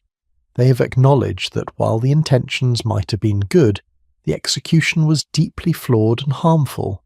They have opened their archives to help former residents and their descendants find information about their families. They have tried to make amends. But here is the question that keeps bothering me. How did so many people think this was a good idea? How did it continue for over a century without anyone stopping to ask if maybe, just maybe, shipping children overseas to work on farms was not actually helping them? The answer is that people saw poor children as problems to be solved, not as individuals with rights and feelings and preferences. They saw efficiency and utility, not humanity. And when you view children that way, all sorts of terrible things become justifiable. This is the shadow side of Victorian child welfare. These institutions saved lives. Thomas Corum's Foundling Hospital saved lives. Thomas Barnardo's homes saved lives. That is real. But they also controlled lives. They made decisions for children without asking what those children wanted. They prioritized society's needs over individual well-being. They created systems that looked like rescue but sometimes functioned like exploitation. And the children at the center of all this, they had no voice, no choice, no power. They were shaped by systems they did not create and could not escape. But voices are starting to be heard now. Archives are opening. Stories are being told. Researchers are uncovering what actually happened to these children. And in our next section, We're going to look at some of those specific stories. We're going to meet the children who fell through every crack in the system. We're going to talk about race, about how black and mixed-race children experience these institutions differently. We're going to explore stories that have been buried for a century or more, because these children deserve to be remembered in all their complexity. Stay with me. Their stories are just beginning to emerge from the shadows. Look at this photograph. It is from the Barnardo's archive, taken sometime in the 1890s. A girl stands in front of a plain backdrop wearing the standard uniform. Her posture is perfect. Her hands are folded neatly. Her expression is serious, almost solemn, the way all Victorian photographs look because you had to hold still for so long. But here is what makes this photograph extraordinary. The girl is black. Her name is Fanny. She is deaf. She's about 14 years old in this picture. And her story is one that most people have never heard, because for over a century nobody talked about the black children in Victorian orphanages. They were there, hundreds of them, maybe thousands, but their stories were buried, overlooked, erased from the official narratives about British child welfare. Let me tell you how Fanny ended up in Barnardo's. Her mother was a woman named Emma. Emma was married to a man named Samuel, and they had 5 children together. 3 of those children were white. 2 were mixed race, Fanny and her younger sister Florence. Work that out however you like. The family situation was clearly complicated. When Samuel died, Emma could not support 5 children alone. She turned to her relatives for help, and here is where the story gets heartbreaking. Emma's family agreed to take in the 3 white children, the older ones, but they refused to take Fanny and Florence, not because of age, not because of expense, because of the colour of their skin. Let that settle in your mind for a moment. These were children, small children, their own cousins, nieces, family members, and the family said, no, we will not take them, because they are mixed race. So Emma, desperate and out of options, applied to Barnardo's. She brought her 2 youngest daughters and begged them to take the girls in. Barnardo's looked at both girls and said they could only accept Fanny. Why? Because Fanny was deaf. She was deemed more vulnerable, more in need of institutional care. Florence, her younger sister, was healthy. She could presumably cope better on the streets or in the workhouse, so Fanny was accepted. Florence was turned away. A year later, Barnardo's changed their mind and accepted Florence too. But imagine that year. 2 little girls, already abandoned by their extended family because of racism, now separated from each other. Fanny in the orphanage, Florence somewhere else. Did they think about each other? Did they miss each other? They were babies when all this happened. They probably did not even understand why. Fanny grew up in Barnardo's girls' village home. She learned the same domestic skills as all the other girls: sewing, cleaning, cooking. At 18, she was placed in domestic service just like everyone else. She worked as a maid. She never married. She lived her entire life in service to other people. She died in Kent in 1974 at the age of 92. Think about that timeline. Fanny was born in the 1880s. She died in 1974. She lived through 2 world wars. She lived through the Windrush generation arriving in Britain. She lived through the civil rights movement. She lived through so much history. And somewhere in her memory was that little girl who stood for a photograph in a Barnardo's uniform, marked as different in ways she probably could not fully articulate. What was it like to be a black child in a Victorian orphanage? Nobody thought to ask. The records barely acknowledge race at all. Fanny's file mentions that she is deaf. It mentions her mother's circumstances, but it does not spend much time on what it meant to be a black deaf girl in an institution designed for and run by white people, but we can make some educated guesses. We know from other sources that black children in Victorian England faced particular challenges.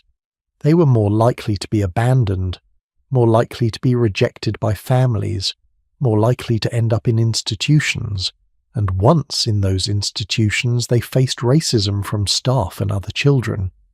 Let me tell you about another child from the archives. His name is Augustus Williams. He was admitted to Barnardo's in the 1890s. His mother was black. His father was unknown. Augustus was what the Victorians called a street Arab, a term they used for homeless children, but the word Arab there tells you something about how they viewed racial otherness. All poor, dark-skinned, foreign-looking children got lumped into this category regardless of their actual heritage. Augustus's admission statement is in the archives. Listen to this description. It says he was found living in a state of utter destitution and degradation. That is Victorian language for he was homeless and dirty, but the record also notes his appearance in detail, his dark skin, his hair texture, his features. Why? Because race mattered to the Victorians in ways that were supposedly scientific, but were actually just racist. They believed in racial hierarchies. They believed that different races had different capacities for moral improvement. They looked at black children and saw potential problems. They looked at white children and saw blank slates. And this affected how children were treated, what opportunities they were given, what futures were imagined for them. Black children in these institutions were almost exclusively trained for the hardest, lowest status positions.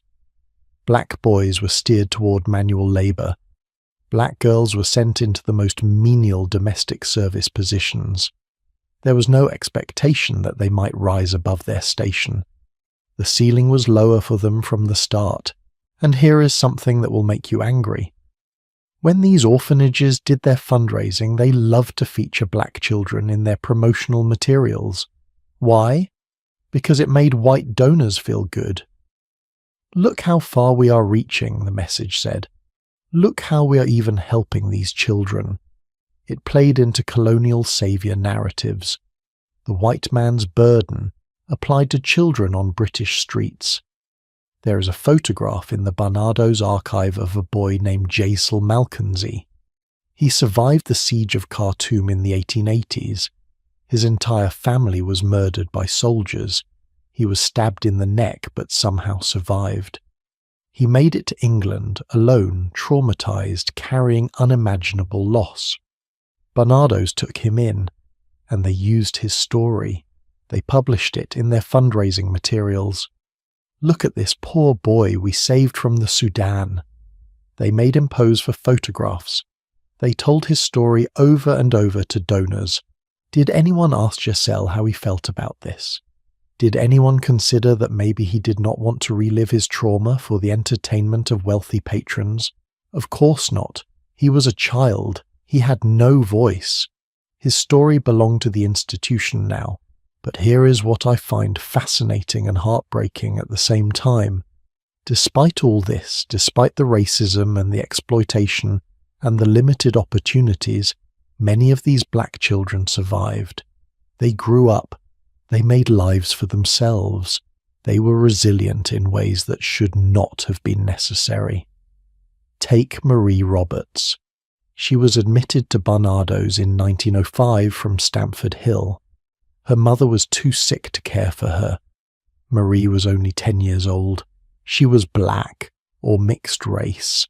The records are not entirely clear. She stayed in Barnardo's for 4 years, until she was 14. Then she was placed in domestic service. Marie worked as a servant for years. Then she transitioned to working as a cook, which was a step up, better pay, more respect, more autonomy. The last record Barnardo's has of her is from 1946. She was in her 50s then, still working, still surviving. What was Marie's life like? What did she think about when she was alone? Did she remember her mother? Did she resent the institution that raised her? Did she find moments of joy despite everything? We will never know. Her inner life is lost to history. All we have are the official records: admitted, trained, placed, employed. The rest is silence. And that is the tragedy of so many of these stories. We know the logistics, we know where they came from and where they were sent, but we do not know them. We do not know their thoughts, their feelings, their dreams. They were processed through a system that saw them as problems to be managed, not as individuals with agency and interiority. For a long time, even historians ignored these children. When people studied Victorian orphanages, they focused on the institutions themselves, the buildings, the policies, the famous founders. They did not ask about race.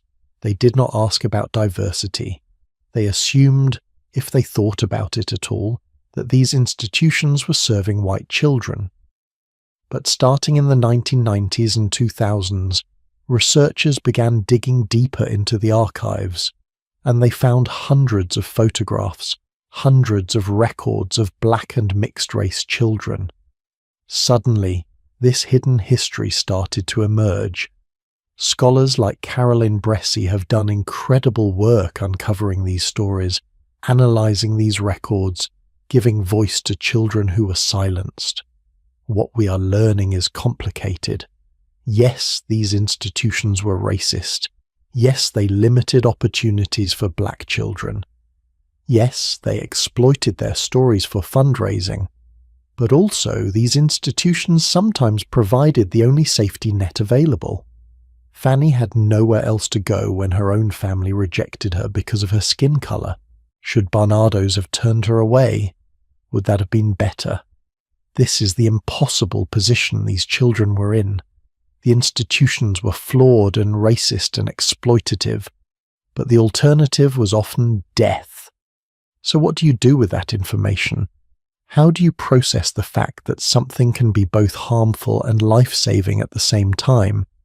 I think we have to hold both truths. We have to acknowledge that these institutions saved children who would otherwise have died, and we have to acknowledge that they did harm in the process.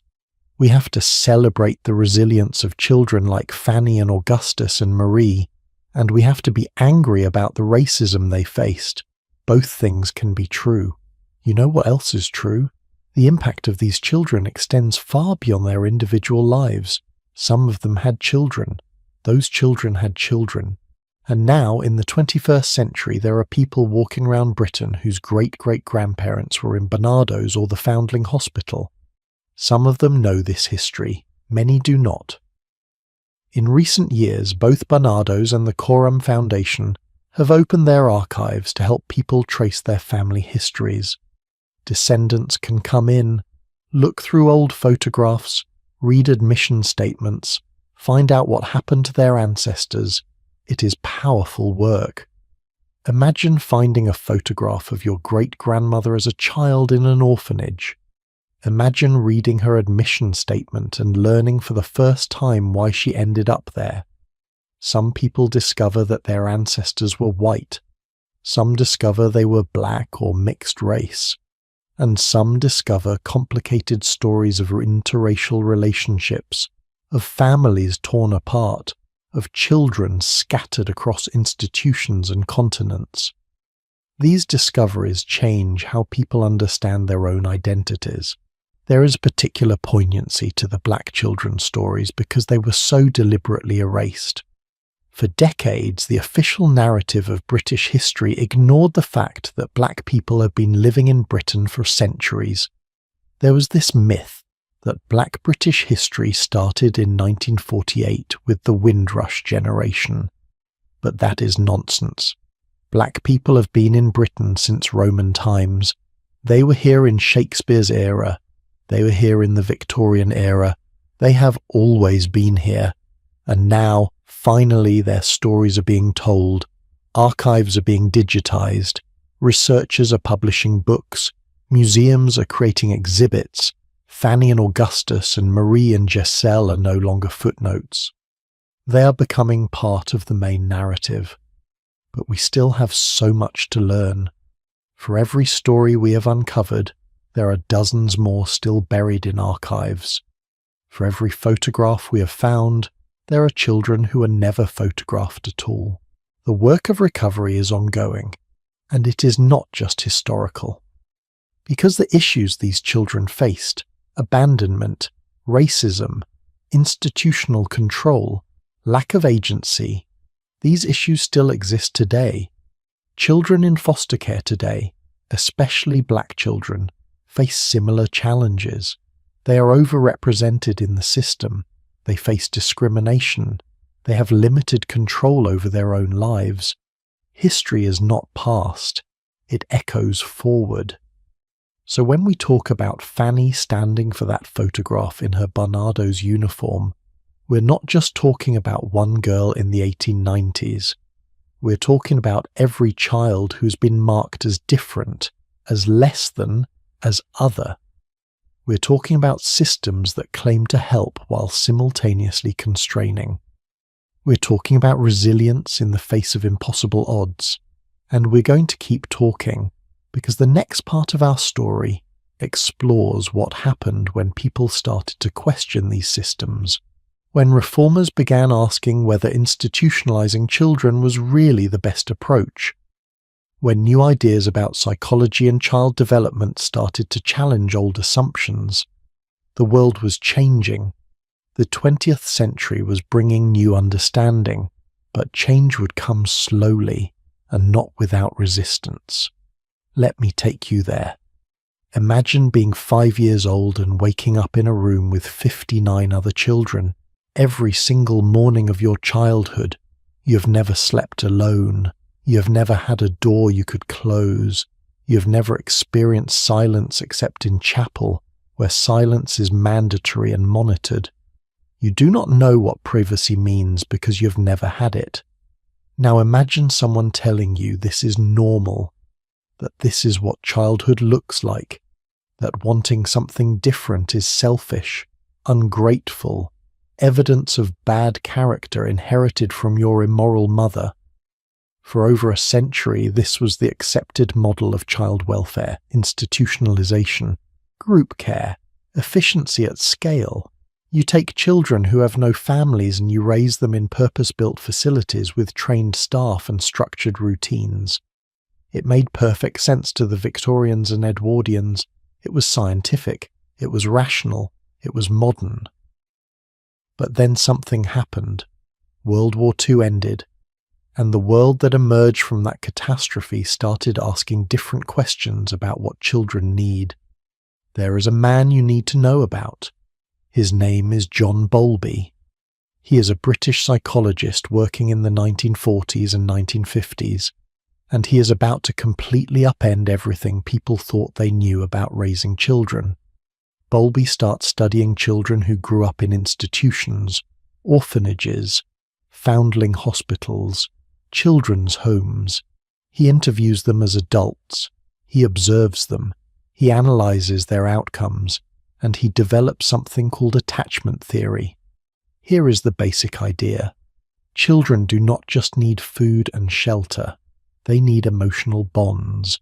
They need one consistent caregiver who responds to them, who knows them, who loves them. Without that attachment, something fundamental breaks in a child's development. They struggle to form relationships as adults. They have higher rates of mental illness. They have trouble regulating their emotions. The damage is measurable and lasting. This is revolutionary.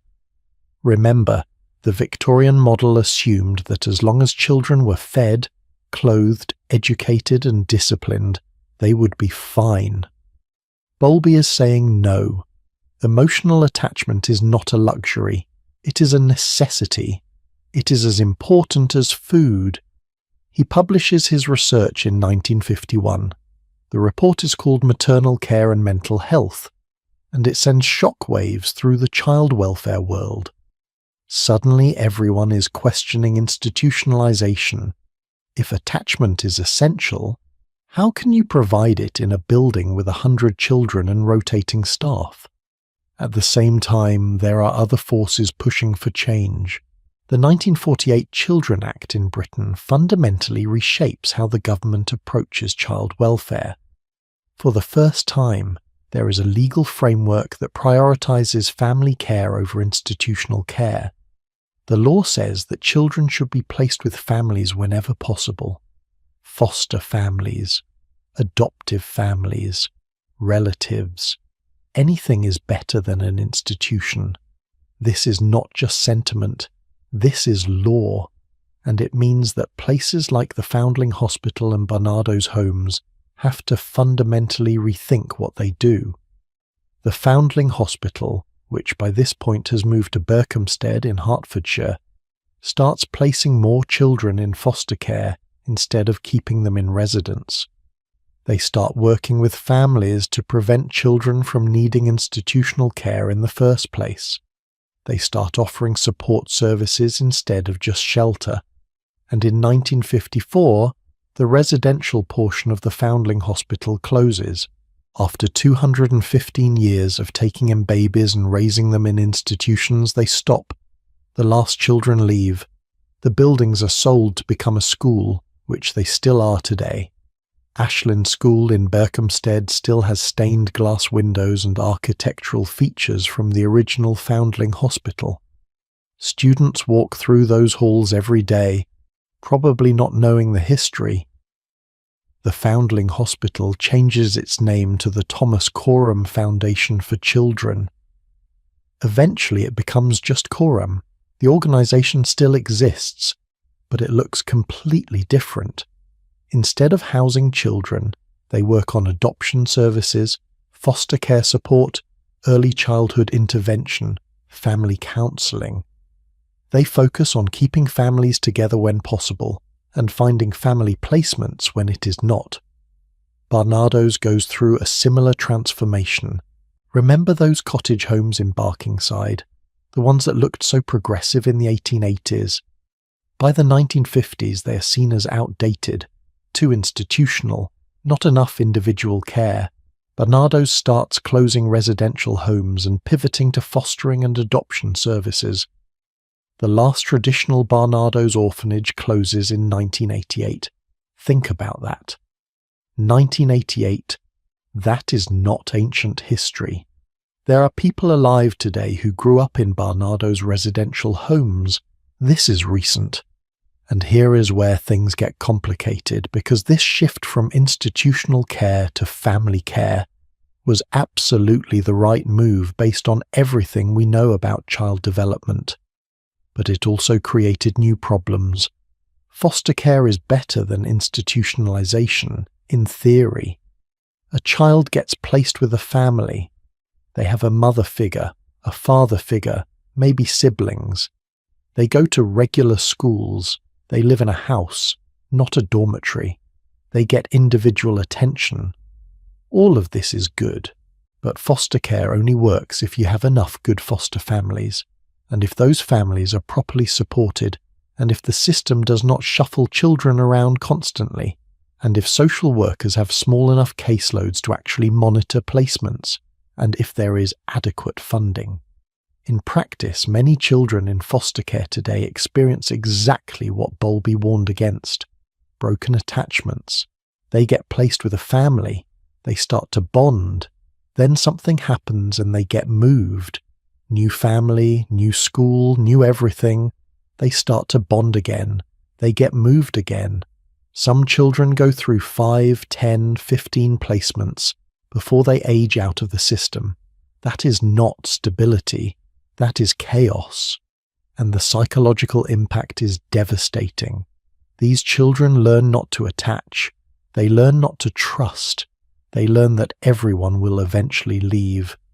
It is a survival mechanism that becomes a lifelong disability. So in some ways, we solved the problem of institutionalization only to create new problems with foster care. We closed the big institutions, but we have not perfected the alternative. And here is something that will frustrate you. We knew this would happen. Not specifically, maybe, But researchers in the 1950s and 1960s warned that you cannot just close institutions without building robust support systems for foster and adoptive families. You cannot just shift the model and hope it works out. But governments did it anyway because closing institutions saves money. It is cheaper to pay foster families a stipend than to run large facilities with full-time staff. So the financial incentive aligned with the psychological research, and the change happened quickly. Maybe too quickly. Let me tell you about a man named Peter Patterson. He grew up in Spurgeon's orphan homes in Stockwell, London. He arrived there in 1935 when he was 4 years old. He lived there until he was old enough to leave. And years later, as an adult, he wrote about his experience. He described the home as religious, controlling, and punitive. He talked about corporal punishment, strict discipline, learning by rote. He acknowledged that the childcare values were essentially Victorian, even though this was the 1930s and 1940s. Nothing had really changed from a century earlier. But here is the interesting part. Patterson also said that despite the harshness, there was stability. The staff stayed the same year after year. The routines were predictable. The rules were clear. He knew what to expect. And for a child who had already experienced abandonment, that predictability had value. Patterson became a successful journalist. He died in 2011 at age 80. And he spent his life with mixed feelings about his upbringing. He did not romanticize the orphanage. He did not pretend it was pleasant. But he also acknowledged that it gave him structure, education, and a path forward. It was not ideal, but it was something. Compare that to modern foster care stories. There are children who have been through 10 placements by age 12. Children who cannot remember all the families they have lived with. Children who carry their belongings in trash bags because they have learned not to unpack. That is not better.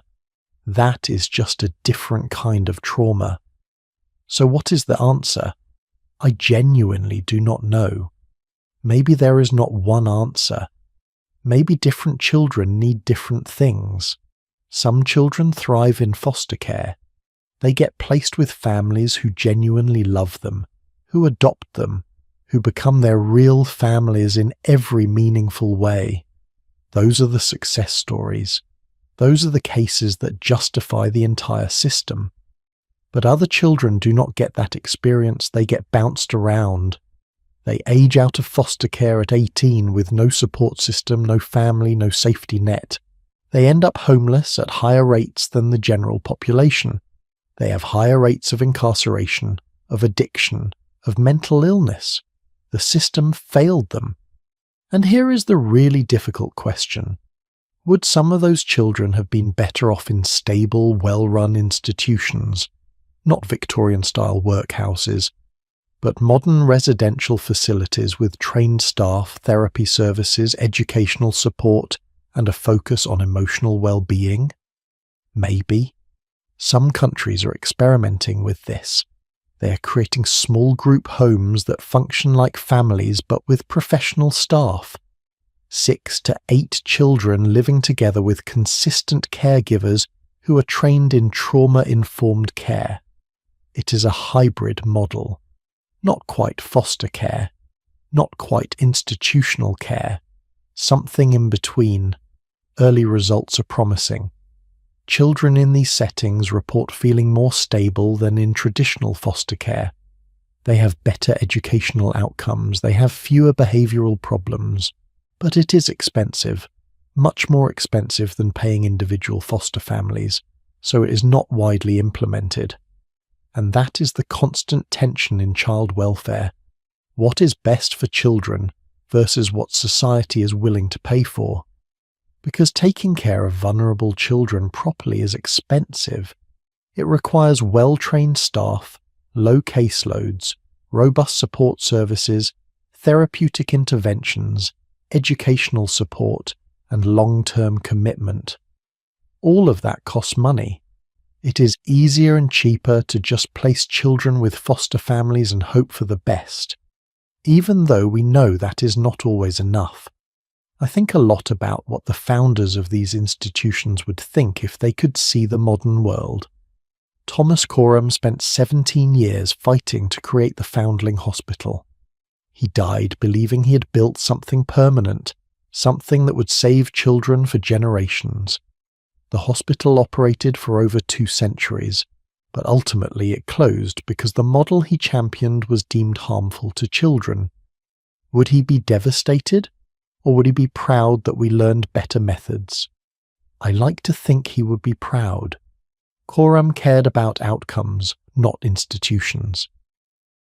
If foster care genuinely helps children better than his hospital did, I think he would support it, even if it meant his life's work becoming obsolete. But I also think he would be angry about the children who are still falling through the cracks, because closing institutions did not end child abandonment, it did not end poverty, it did not end the social conditions that force parents to give up their children. Those problems still exist. We just handle them differently now.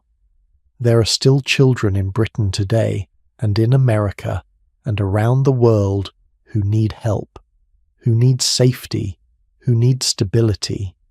The structures have changed, the vocabulary has changed, but the fundamental need has not. And that brings us to the question of legacy. What did all of this accomplish? The Foundling Hospital, Barnardo's homes, the cottage villages, the child migration schemes, the foster care revolution. Was it worth it? Did it help? I think the answer has to be yes, but yes, these institutions saved lives, but they also caused harm.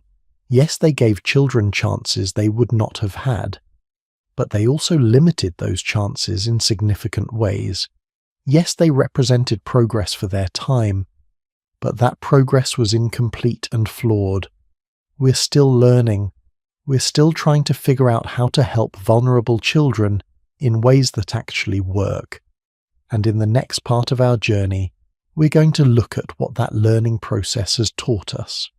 We're going to explore the modern landscape of child welfare.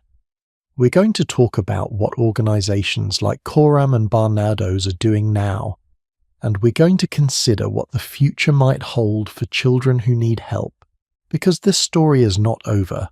It is still being written. Stay close. Brunswick Square, London, 2004. A museum opens its doors for the first time. It is housed in a Georgian building that sits on the original site of the Foundling Hospital.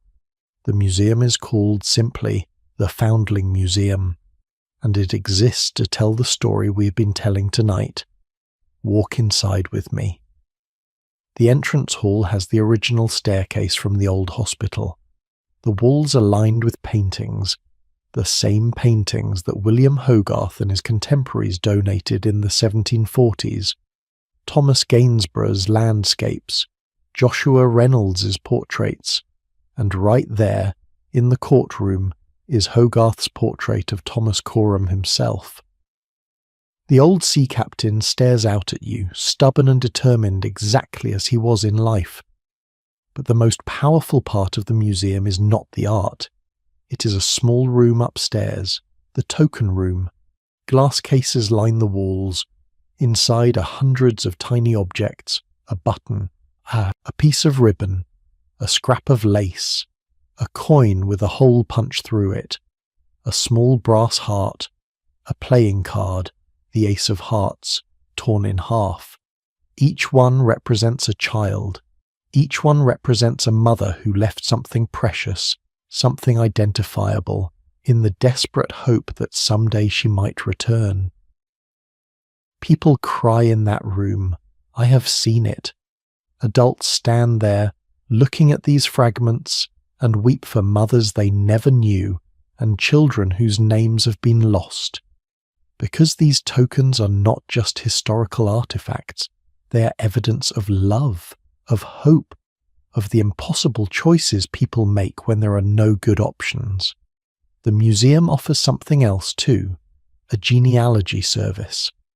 Remember how I told you that Quorum, the modern organization, helps former foundlings and their descendants access their records? The museum is part of that work. People can make appointments, they can search through archives, they can find out if their ancestors passed through the Foundling Hospital, and when they do, it changes them. Imagine discovering that your great-great-grandmother was a foundling. Suddenly, all these questions you had about your family history have an answer. Why do we not know anything about that side of the family? Because she grew up in an institution. Why are there no family stories going back further? Because the institutional records are all that exist. Some people find photographs. The hospital took pictures of many children, especially in the later Victorian era. Seeing your ancestor's face for the first time, a child in a uniform standing stiffly for the camera, that is powerful. Some people find admission statements. The hospital recorded why each child was brought in. Reading those statements is like reading a novel condensed into 2 paragraphs. Mother deceased, father unknown, brought by grandmother who is too elderly to provide care. But many people find nothing. Records were destroyed in fires, or lost in moves, or simply never created in the first place. For every person who finds their ancestor's story, there are dozens who hit dead ends. And that absence is painful too. Not knowing is its own kind of grief. This work of recovery and remembrance is not unique to the Founding Museum. Barnardo's has been doing similar work for years. They have made their archives available to researchers and descendants. They have acknowledged the harm done, especially around the child migration schemes. They have apologized, repeatedly and publicly. In the 2010s and 2020s, there have been multiple official inquiries into historical abuse in children's homes. The Scottish Child Abuse Inquiry, the Northern Ireland Historical Institutional Abuse Inquiry. These investigations found widespread physical, emotional and sexual abuse in residential homes run by Barnardo's and other charities throughout the 20th century. The findings are difficult to read. Children beaten for minor infractions, children sexually assaulted by staff members, children psychologically damaged by harsh discipline and emotional neglect. This was not just Victorian-era stuff. This was happening in the 1950s, 1960s, 1970s, within living memory. Barnardo's has apologised. Their current leadership has acknowledged these failures. In 2020, Martin Crew, the head of Barnardo's Scotland, said publicly, "We absolutely apologise for what happened to those individuals. Any instance of abuse is absolutely unacceptable." The charity has set up support services for survivors. They have committed to transparency. But apologies do not undo trauma. Acknowledgement does not heal wounds that have festered for 50 years. The adults who were abused as children in these homes carry that damage forever. Some have found therapy helpful. Some have found community with other survivors. Some have never recovered. And here is what complicates the narrative even further. For every person who reports abuse, there are others who report positive experiences. People who grew up in Barnardo's homes in the 1940s or 1950s and felt cared for, who had house mothers who genuinely loved them, who got education and opportunities they would not have had otherwise, who look back with gratitude, not anger. How do you hold these contradictory truths together? The same institution that saved some children destroyed others. The same system that provided safety also enabled abuse. There is no neat conclusion here, no easy moral. What we can say is this: the quality of care depended enormously on individuals. A kind house mother could create a nurturing environment. A cruel one could create hell. A conscientious social worker could ensure children were safe. A negligent one could ignore warning signs. The institution itself was only as good as the people running it, and that remains true today. Modern foster care, modern adoption services, modern child welfare systems, all of them depend on individuals making good decisions, having sufficient training, having manageable caseloads, having oversight and accountability. Let me tell you what Coram and Bernardo's look like now, in 2024 and 2025. They are unrecognizable from their Victorian origins. Coram is now called Coram Group. It is an umbrella organization running multiple specialized services. Coram Adoption works to place children with permanent families. Coram Life Education teaches children about health, relationships, and emotional well-being in schools. Coram Voice advocates for children's rights and gives young people in care a platform to speak about their experiences. Coram Family and Childcare provides research and policy recommendations to improve support for families. Notice what is missing from that list? Residential care. They do not run children's homes anymore. They focus on prevention, intervention, support, keeping families together when possible, finding permanent placements when it's not, giving children voice and agency. It is a completely different model. Bernardo's has undergone a similar transformation. They are now the UK's largest children's charity in terms of spending. They run around 900 local services across Britain. They work with children who have been sexually exploited. They support young carers, children who care for disabled or sick parents. They provide mental health services. They run programs for children with disabilities. They work on early intervention to prevent children from entering the care system. Again, no residential homes, no orphanages. The focus is on supporting children within their families and communities, on addressing root causes of vulnerability, on giving children the tools to thrive wherever they are. Both organisations have also become advocates for systemic change. They lobby the government for better policies. They publish research on what works and what does not in child welfare. They train professionals. They raise public awareness. They have moved from being service providers to being change agents. Is this better than what Thomas Coram and Thomas Bernardo did? In some ways, obviously yes. We understand child development better now. We have evidence-based practices. We know that family connections matter. We have moved away from viewing children as problems to be managed and toward viewing them as individuals with rights. But in other ways, the fundamental challenge remains the same. There are still children who need help. There are still families in crisis. There are still situations where children are not safe at home, and society still has to decide what to do about that. The numbers tell a sobering story. In England alone, as of 2024, there are approximately 83,000 children in care.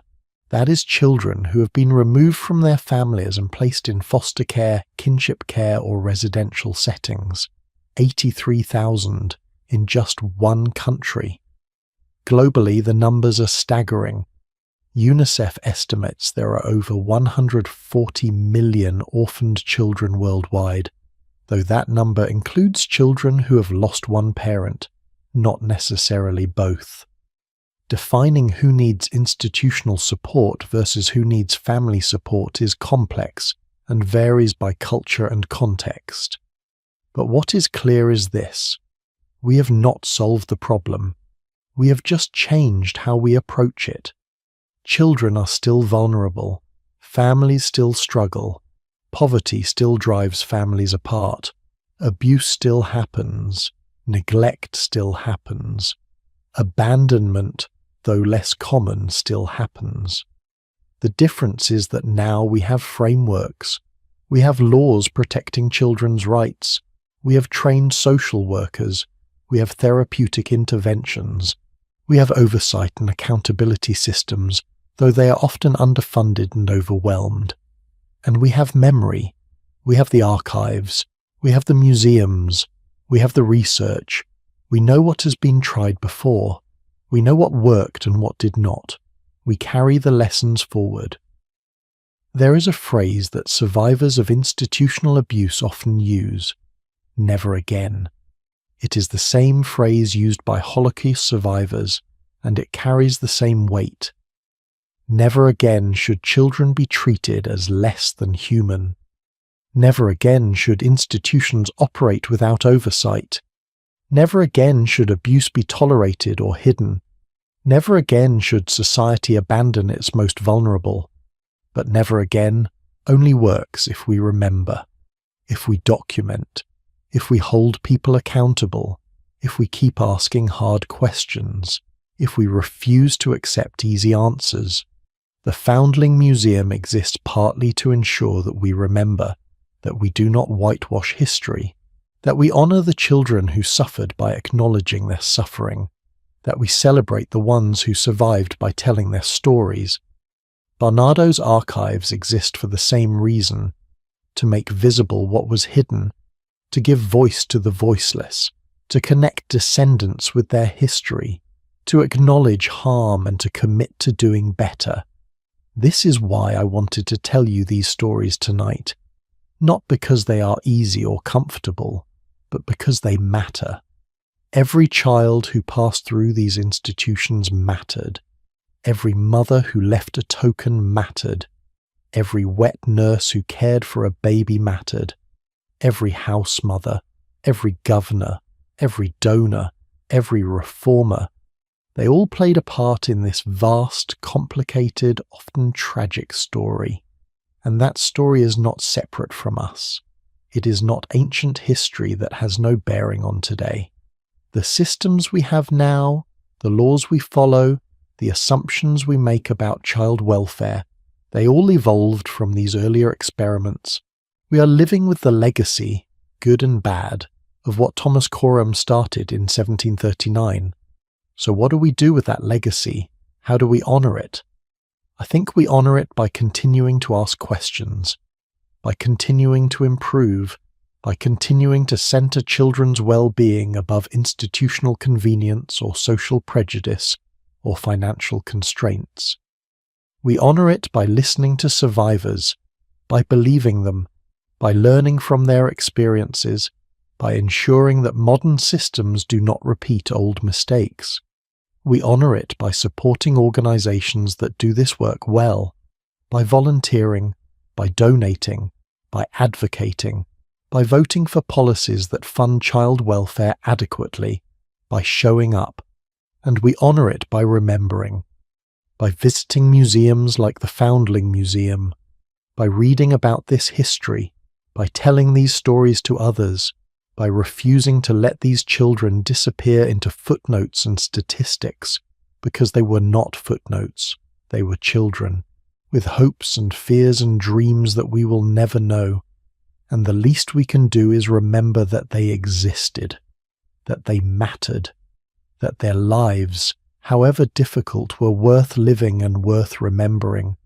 As we move into the final sections of our journey, we're going to tie all these threads together. We're going to look at what lessons we can actually apply, what Thomas Coram would think about the world we have built, what those lost daughters would want us to know, and where we go from here. Because this story, as painful as it has been, is ultimately about hope, about resilience, about the human capacity to care for each other even when systems fail. Stay with me to the end. Let me take you somewhere you probably did not expect to go tonight.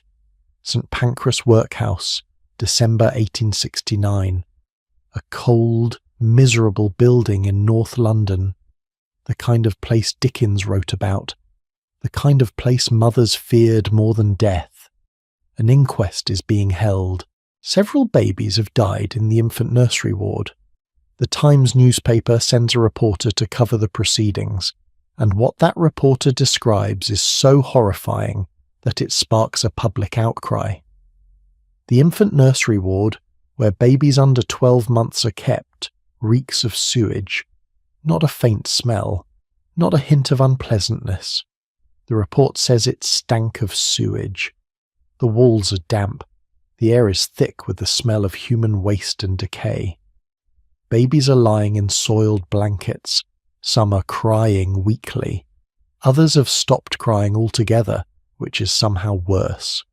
The doctor testifying at the inquest confirms what everyone already knows.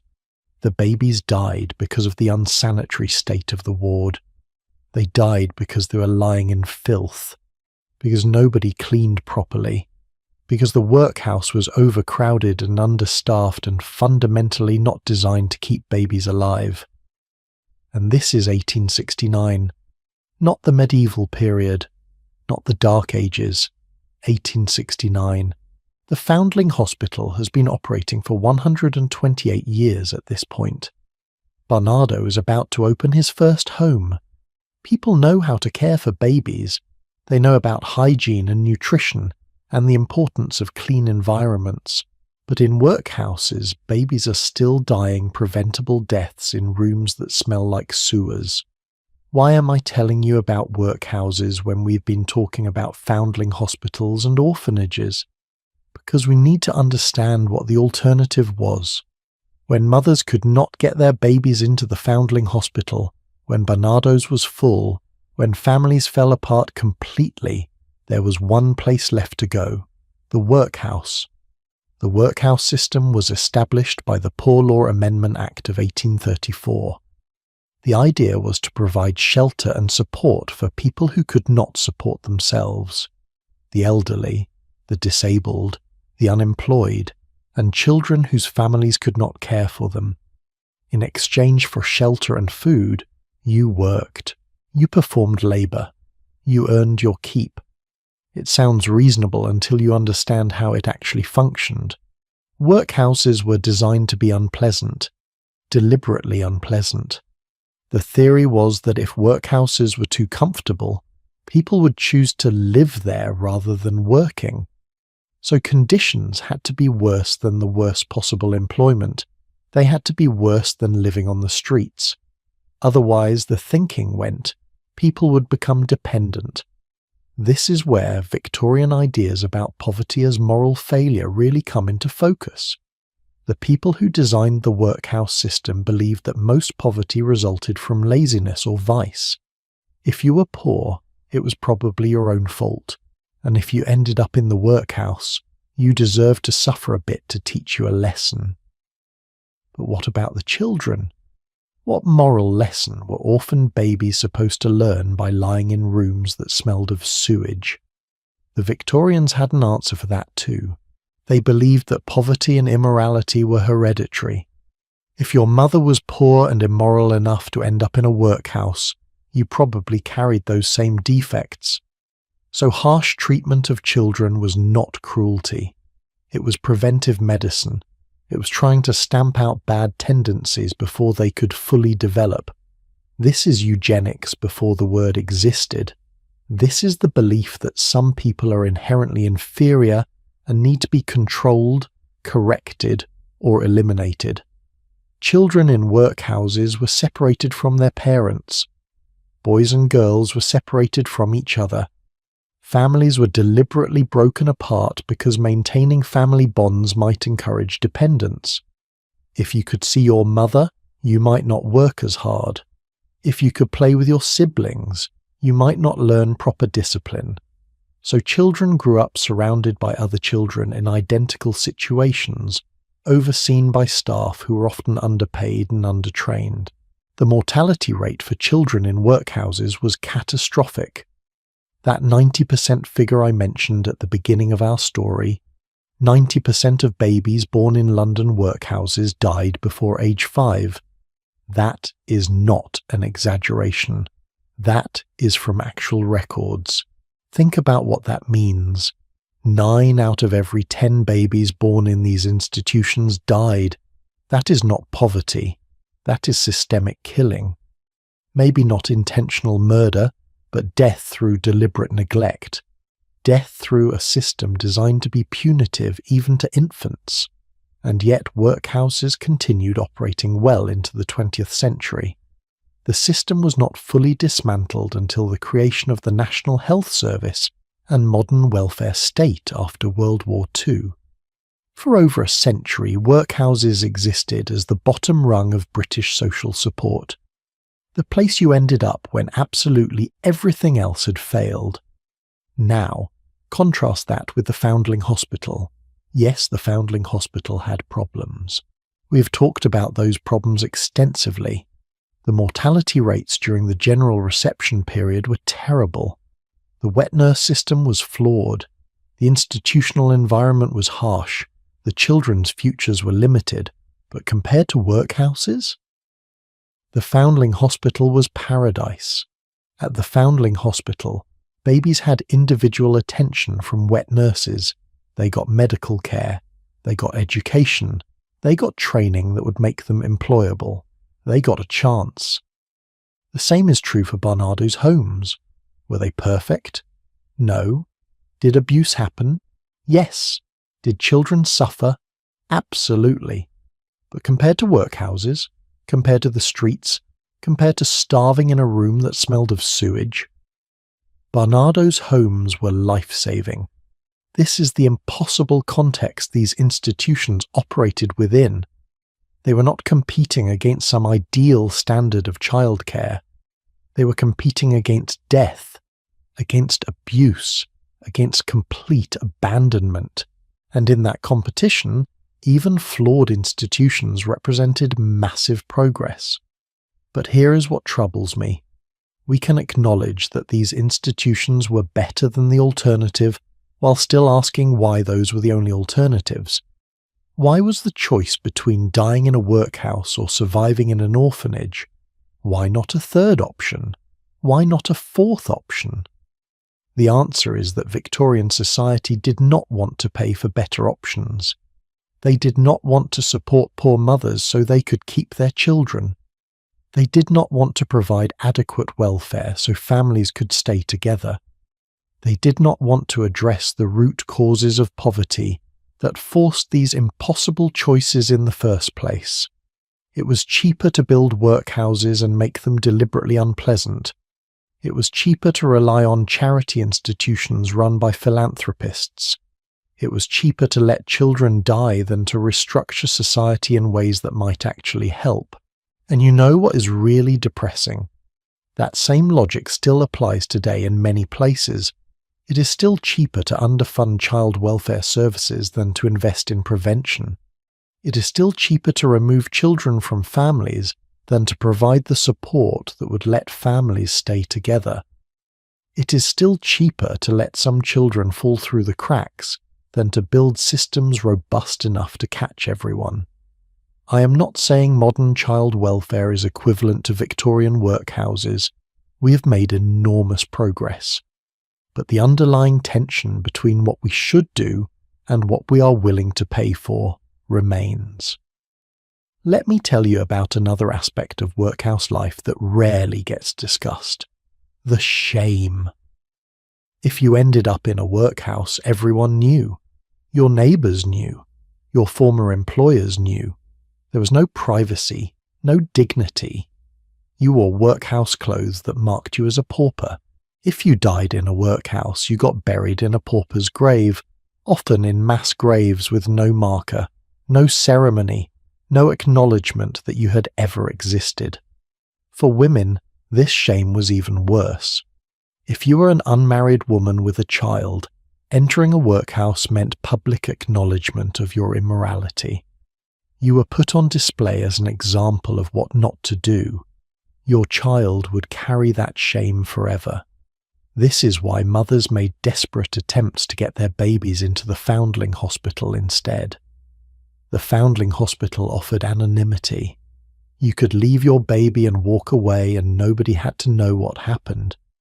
You could return to your life, try to rebuild, try to recover. The workhouse offered no such option.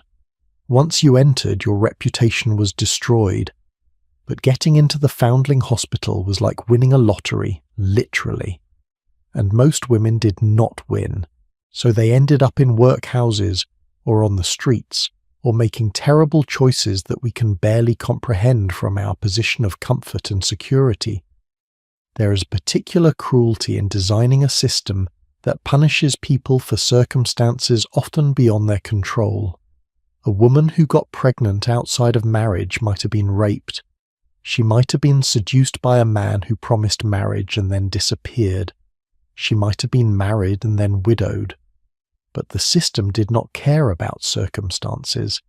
It cared about appearances, about morality as defined by those in power, and the people in power were men, wealthy men who would never face the consequences of pregnancy, men who could get women pregnant and walk away with no social penalty, men who made rules for women's bodies and women's choices while facing none of the same constraints themselves. This gendered hypocrisy is so baked into these systems that it is almost invisible until you point it out. Where are the homes for errant fathers? Where are the institutions designed to reform men who abandon their children? They do not exist. The entire burden falls on women and children. There is a line from the Foundling Hospital's own records that captures this perfectly. Remember I mentioned it earlier? The hospital's design is twofold, to hide the shame of the mother as well as to preserve the life of the child. Hide the shame, as if shame was the problem, as if women should be ashamed of circumstances that were often not their fault, as if preserving male reputations and social norms was as important as saving babies' lives. The Foundling Hospital perpetuated this moral framework even while offering material help. They saved babies, but they did so in a way that reinforced the idea that those babies' mothers had done something wrong. They provided a service while simultaneously judging the people who needed that service. And yet, what else were they supposed to do? Operating within their historical context, within the social constraints of Georgian and Victorian England, they did what they could. They saved lives. They gave children chances. They pushed back against the worst impulses of their society, even while participating in some of its problematic assumptions. I keep coming back to this tension between judgment and compassion, between acknowledging historical progress and recognizing historical harm, between celebrating what was accomplished and mourning what was lost. Thomas Coram was a good man who did an extraordinary thing. He also created an institution that controlled children's lives in ways we now recognize as problematic. Both things are true. Thomas Bernardo was a passionate advocate who saved tens of thousands of children. He also manipulated photographs, kidnapped children from their families, and sent children overseas to situations that often amounted to exploitation. Both things are true. The Foundling Hospital and Bernardo's homes saved lives that would otherwise have been lost to workhouses or streets. They also limited those lives in significant ways, shaped them according to class and gender expectations that we now reject. Both things are true. Can you hold all of these contradictions together? Can you see the good without ignoring the harm? Can you acknowledge the harm without dismissing the good? This is what mature historical understanding requires. Not simple hero stories, not simple villain stories, but complex, contradictory, fully human stories. And those stories matter because they are still unfolding. The children who passed through these institutions had children of their own. Those children had children. And now, generations later, people are discovering this history in their family trees and having to reckon with what it means. What does it mean to discover your great-great-grandmother was a foundling? Does it explain things about your family, about patterns of attachment or detachment, about why certain stories were never told, about silence and shame that persisted for generations? And what do we owe to those ancestors? Do we owe them memory? Do we owe them the work of recovery? Do we owe them the effort to understand rather than judge? I think we do. I think every person who passed through these systems, every mother who made impossible choices, every child who survived impossible circumstances, they all deserve to be remembered with complexity and compassion. Not as statistics, not as moral lessons, but as people who did their best in situations we can barely imagine. And in remembering them, we commit to doing better for the children who need help today. We commit to building systems that support families before they break. We commit to addressing poverty and inequality and all the social conditions that create vulnerable children in the first place. We commit to asking hard questions about what children actually need versus what is convenient or cheap. Because the alternative, the workhouse alternative, of letting children suffer and die because we are unwilling to invest in their well-being, that is still with us. It just looks different now. It wears different clothes. But the underlying logic of deserving versus undeserving, of efficiency versus care, of judgment versus compassion, those tensions remain. In our final sections, we're going to bring everything together. We're going to talk about what happens when we actually center children's needs, what it would look like to build systems that truly support rather than just manage, what the lost daughters of London might tell us if they could speak. Stay with me for the conclusion of this long night's journey. We are almost home. Something shifted in the air after World War II ended. Maybe it was the collective trauma of seeing what humans could do to each other. Maybe it was the stark realization that society's most vulnerable had always been the first to suffer and the last to be protected. Maybe it was simply time for ideas that had been percolating for decades to finally surface and demand attention. Whatever the cause, the late 1940s brought a revolution in how Britain thought about children, and at the centre of that revolution was a simple but radical question. What if we actually ask children what they need? I know that sounds obvious now. Of course we should ask children what they need. But remember the context. For centuries, children had been seen as property, then as problems, then as blank slates to be written upon, then as potential workers to be trained, but as people with their own perspectives, their own feelings, their own valid opinions about their own lives. That was new. The 1948 Children Act changed everything legally. But the real change happened in hearts and minds. Social workers started talking to children, not just about children. Researchers started studying child development from the child's perspective. Psychologists started asking what childhood trauma actually looks like from the inside. And what they found was heartbreaking. They found that children who grew up in institutions, even good institutions, even institutions that fed them and clothed them and educated them, those children still carried deep wounds. They struggled to form attachments. They had higher rates of depression and anxiety. They had trouble trusting people. They repeated patterns of abandonment in their own relationships. It was not enough to keep children alive. It was not enough to teach them skills. They needed love. They needed consistency. They needed to feel like they mattered to someone specific, not just to an institution. This is what John Bowlby's attachment theory articulated in the 1950s, but people were feeling it before they had academic language for it. Foster parents were seeing it. Adoptive parents were seeing it. And slowly, painfully slowly, institutions started changing. But here is what nobody talks about.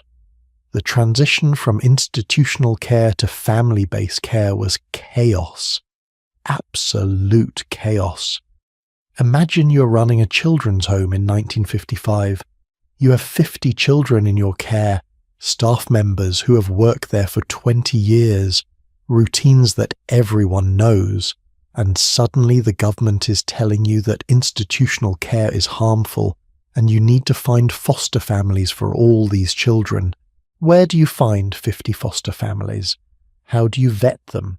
How do you prepare children who have never lived in families for family life? How do you support the foster families when things get difficult? How do you monitor placements to ensure children are safe? The answer is that mostly they did not. They scrambled. They placed children as quickly as possible with whoever was willing. They hoped for the best, and many children paid the price. There are adults alive today who were moved from institutional care to foster care in the 1950s and 1960s. Some of them found loving families and thrived, but others were placed with people who wanted farm labour or domestic help, or just the stipend that came with taking in a foster child. They went from one form of exploitation to another, and some of those children begged to go back to the institutions. At least there, they knew the rules. They had friends who understood them. They had staff members they had known for years. Family care was supposed to be better, but for some children, it was just different kinds of difficult. Does this mean we should have kept the institutions? No, but it means we should have been more careful with the transition. We should have invested more in training foster parents. We should have provided more support services. We should have moved more slowly, but we did not. Because closing institutions saved money, and governments love policies that align moral imperative with financial savings. So institutions closed quickly, too quickly in many cases. Coram, the organisation that grew from the Foundling Hospital, handled this transition relatively well. They had always believed in family placement when possible, going back to Thomas Coram's original vision. So when the 1948 Act required a shift to family care, they already had some infrastructure. They ramped up their fostering program. They provided support to foster families. They maintained relationships with children after placement. They tried to do it right. Barnardo's transition was rockier. They had so many children in so many homes across Britain. Closing all those facilities and finding family placements for thousands of children was a monumental undertaking. Mistakes were made. Children slipped through cracks. Some placements failed catastrophically. And then there is the piece of this story that makes me angriest. The child migration scheme continued well past the point when everyone should have known better. Remember how we talked about British children being sent to Canada and Australia? That program kept running through the 1950s and 1960s, even after attachment theory, even after the 1948 Children Act, even after we supposedly understood that children need family connections. Children were still being put on ships and sent overseas with promises of better lives. And many of those children ended up in situations that were essentially forced labour. They worked on farms, they worked in institutions, they were abused physically, emotionally, sexually, and they had no way home. Why did this continue? Because it was convenient. It solved Britain's problem of having children and care by exporting them. It solved Canada and Australia's problem of needing workers by importing them. And the children themselves had no voice, no vote, no power. So the programs continued until finally in the 1970s, public pressure forced them to stop. But the damage was done. Thousands of children grew up separated from their birth country, their culture, any chance of reconnecting with their biological families. Many died never knowing they had siblings in England who'd been looking for them. Some died thinking they were orphans when they were not. The lie persisted for decades. In 2010, British Prime Minister Gordon Brown issued a formal apology. Better late than never, I suppose. But it does not undo 70 years of harm. It does not give back the childhoods that were stolen. It does not reunite families that were torn apart. And here is the question that haunts me. How did so many people participate in this system? The social workers who processed the paperwork, the ship captains who transported the children, the receiving institutions in Canada and Australia, the government officials who approved the programs. Did none of them stop and think, maybe this is wrong? Some did.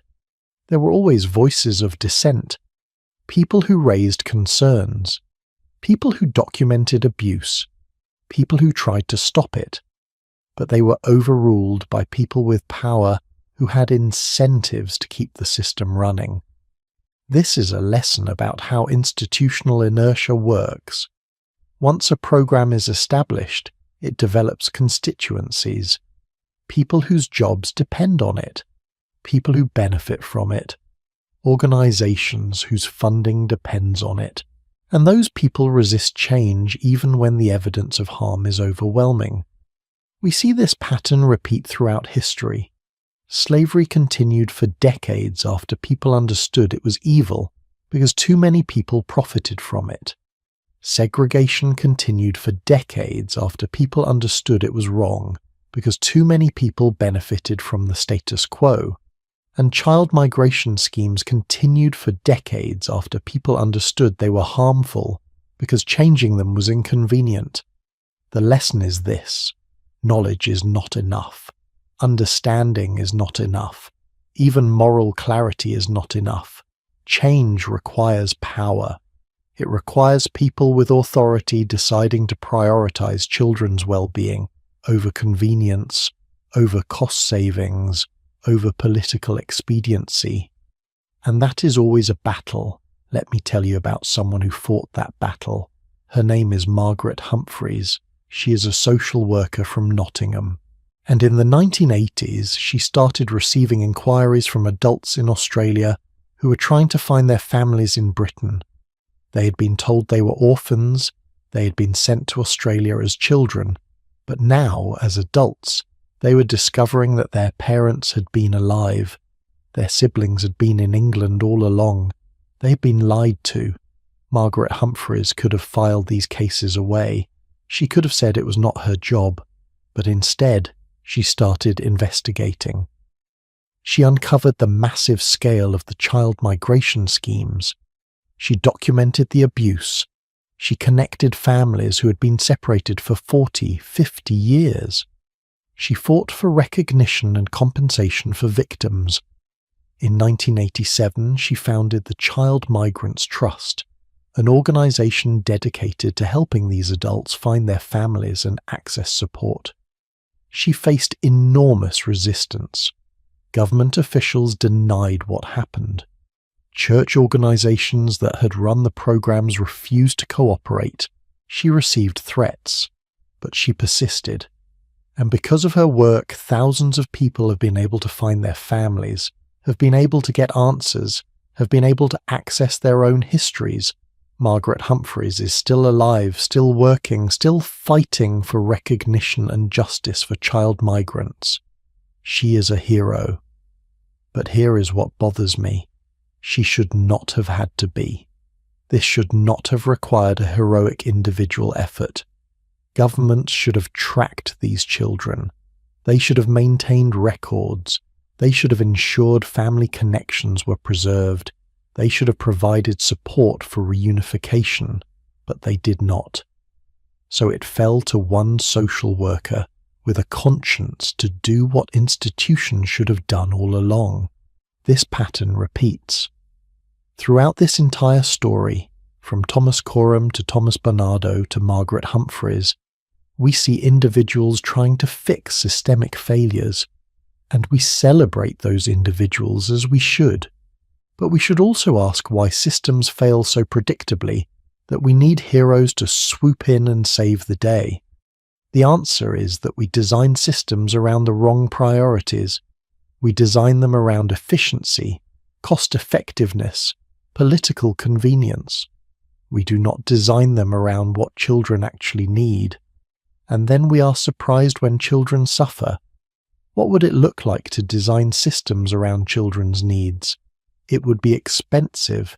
It would require high ratios of trained staff to children. It would require robust support for foster and adoptive families. It would require preventive services to keep families together when possible. It would require mental health support. It would require long-term follow-up. It would require accountability and oversight. All of that costs money. A lot of money. More money than most governments want to spend, so we end up with underfunded systems that lurch from crisis to crisis. Social workers with caseloads of 50 or 60 families when research shows they should have 15. Foster families getting minimal stipends and minimal training. Children aging out of care at 18 with no support system. We know what they need, we just do not provide it. And then we wonder why outcomes are poor, why children from care have higher rates of homelessness, incarceration, mental illness. We treat it as inevitable, as evidence that these children were damaged to begin with, rather than as evidence that our systems are inadequate. There are places doing it better. Some Scandinavian countries have invested heavily in family support services. They have robust social safety nets that prevent families from falling apart in the first place. They have well-trained, well-paid social workers with manageable caseloads. They have long-term support for foster and adoptive families, and their outcomes are better, significantly better. It is not magic. It is investment. It is political will. It is collective decision that children's well-being is worth paying for. But in most places, including Britain and the United States, we have not made that decision. We have good rhetoric. We say children are our future. We say every child deserves a chance. But when it comes to actually funding the systems that would give children those chances, we balk. We say it is too expensive. We say there are competing priorities. We say maybe next year. And children suffer. Not as dramatically as they suffered in Victorian workhouses, thank goodness. We have made progress. But they still suffer in ways that are preventable, if only we chose to prevent them. I think about the girls from the Foundling Hospital, the ones who learned to sew in dim rooms until their fingers bled, the ones who went into domestic service at 14, the ones who lived their entire lives in service to others.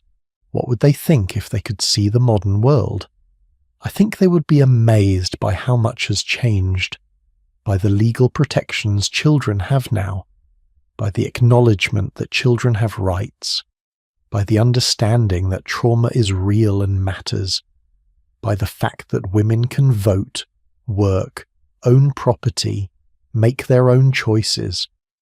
But I think they would also be disappointed by how much has stayed the same, by the fact that poor children still have worse outcomes than wealthy children, by the fact that the care system is still inadequate, by the fact that society still blames mothers for circumstances often beyond their control, by the fact that we still have not figured out how to support vulnerable families before they break.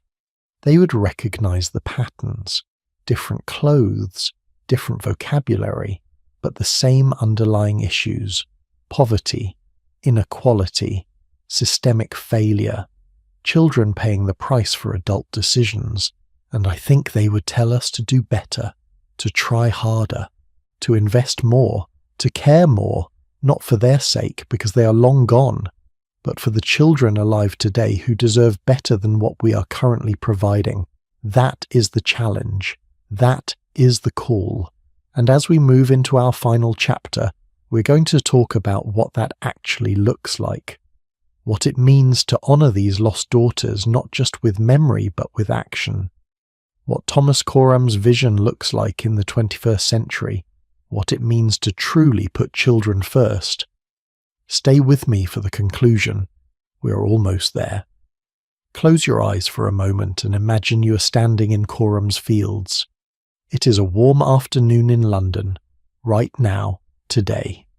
Children are running across the grass, climbing on playground equipment, laughing, playing football. Their parents are sitting on benches, watching, chatting, relaxing. This is the same ground where the Foundling Hospital once stood, the same earth where thousands of babies took their first steps, where girls learned to sew and boys learned trades, where mothers stood outside on cold March nights hoping their babies would be chosen. But now it is a playground. 7 acres of green space in the middle of London, purchased in 1936 specifically for children. There is a rule actually written on the gates: no adults unless accompanied by a child. This space belongs to children first. Adults are guests in their world, not the other way around. I love that. I love the symbolism of it.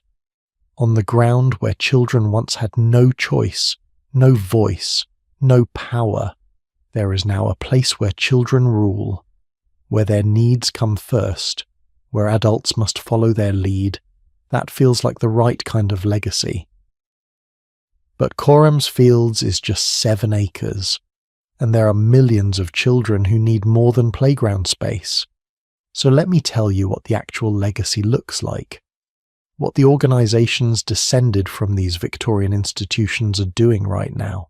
Coram, the charity that grew from Thomas Coram's Foundling Hospital, now works with over 1 million children and young people every year across the UK. 1 million. They're not housing children in dormitories anymore.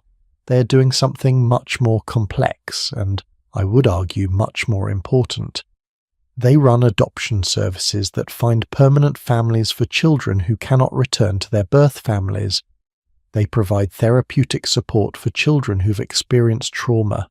They deliver education programs in schools teaching children about emotions, relationships, and mental health.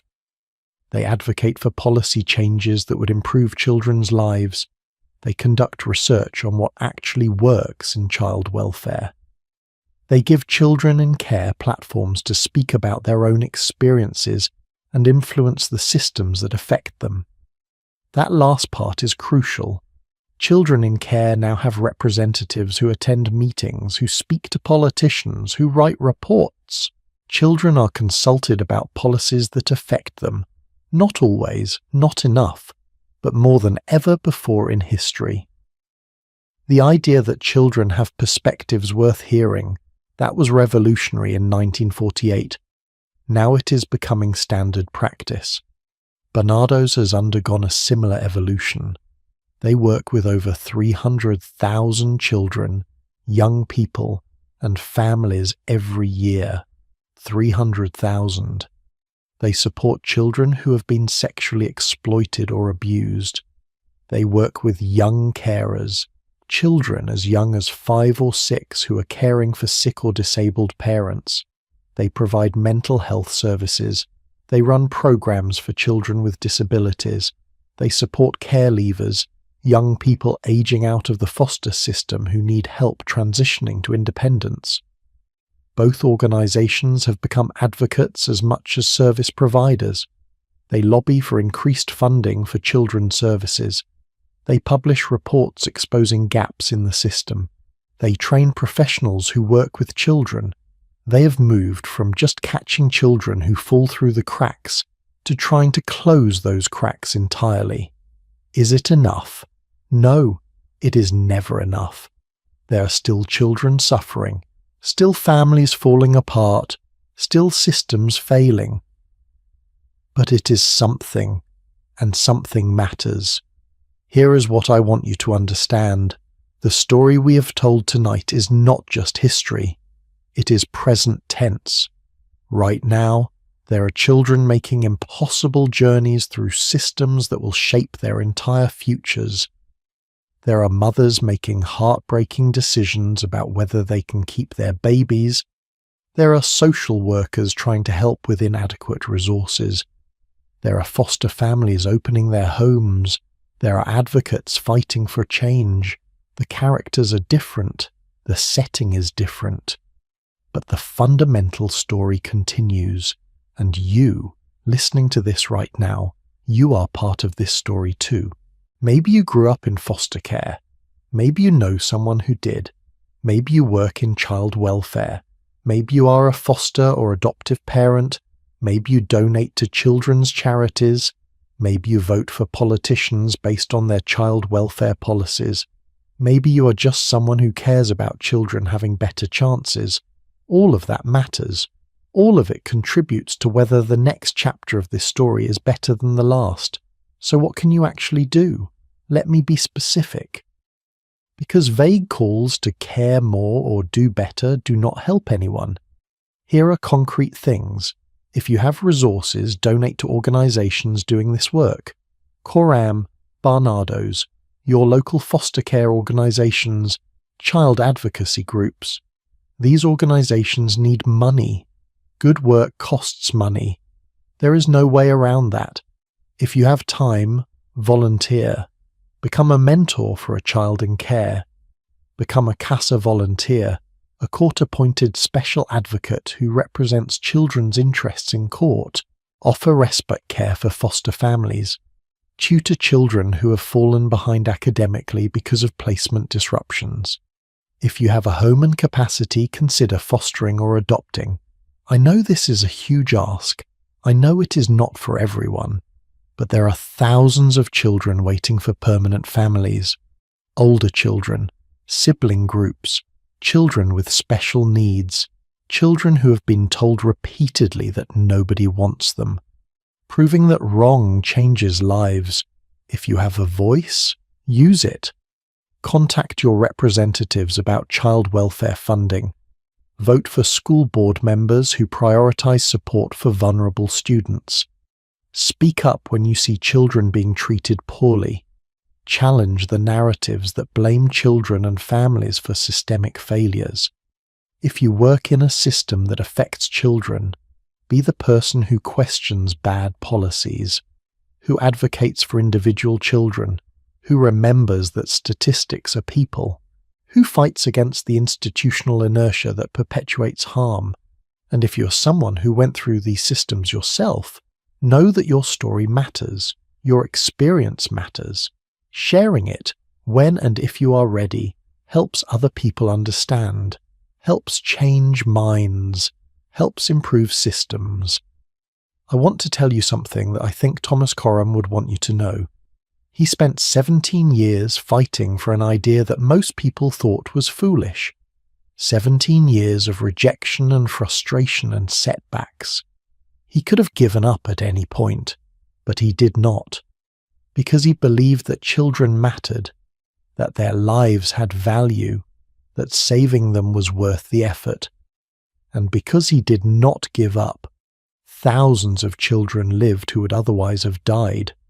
Those children had children. Those children had children. And now, nearly 3 centuries later, there are people alive today who exist because a stubborn old sea captain would not stop caring. That is legacy. Not buildings, not institutions, not even the charity that bears his name. The legacy is the ripple effect of caring when it would have been easier not to. Every person who has fought for vulnerable children has created similar ripples. Every wet nurse who genuinely loved the babies in her care. Every house mother who saw past the foundling label to the individual child. Every social worker who went the extra mile. Every foster parent who opened their home. Every teacher who believed in a child everyone else had written off. Every advocate who refused to accept that things could not change. Those ripples spread. They touch lives in ways we cannot always measure. They create futures that would not otherwise have existed. And you can create ripples too. You do not have to be Thomas Coram. You do not have to spend 17 years fighting. You just have to care.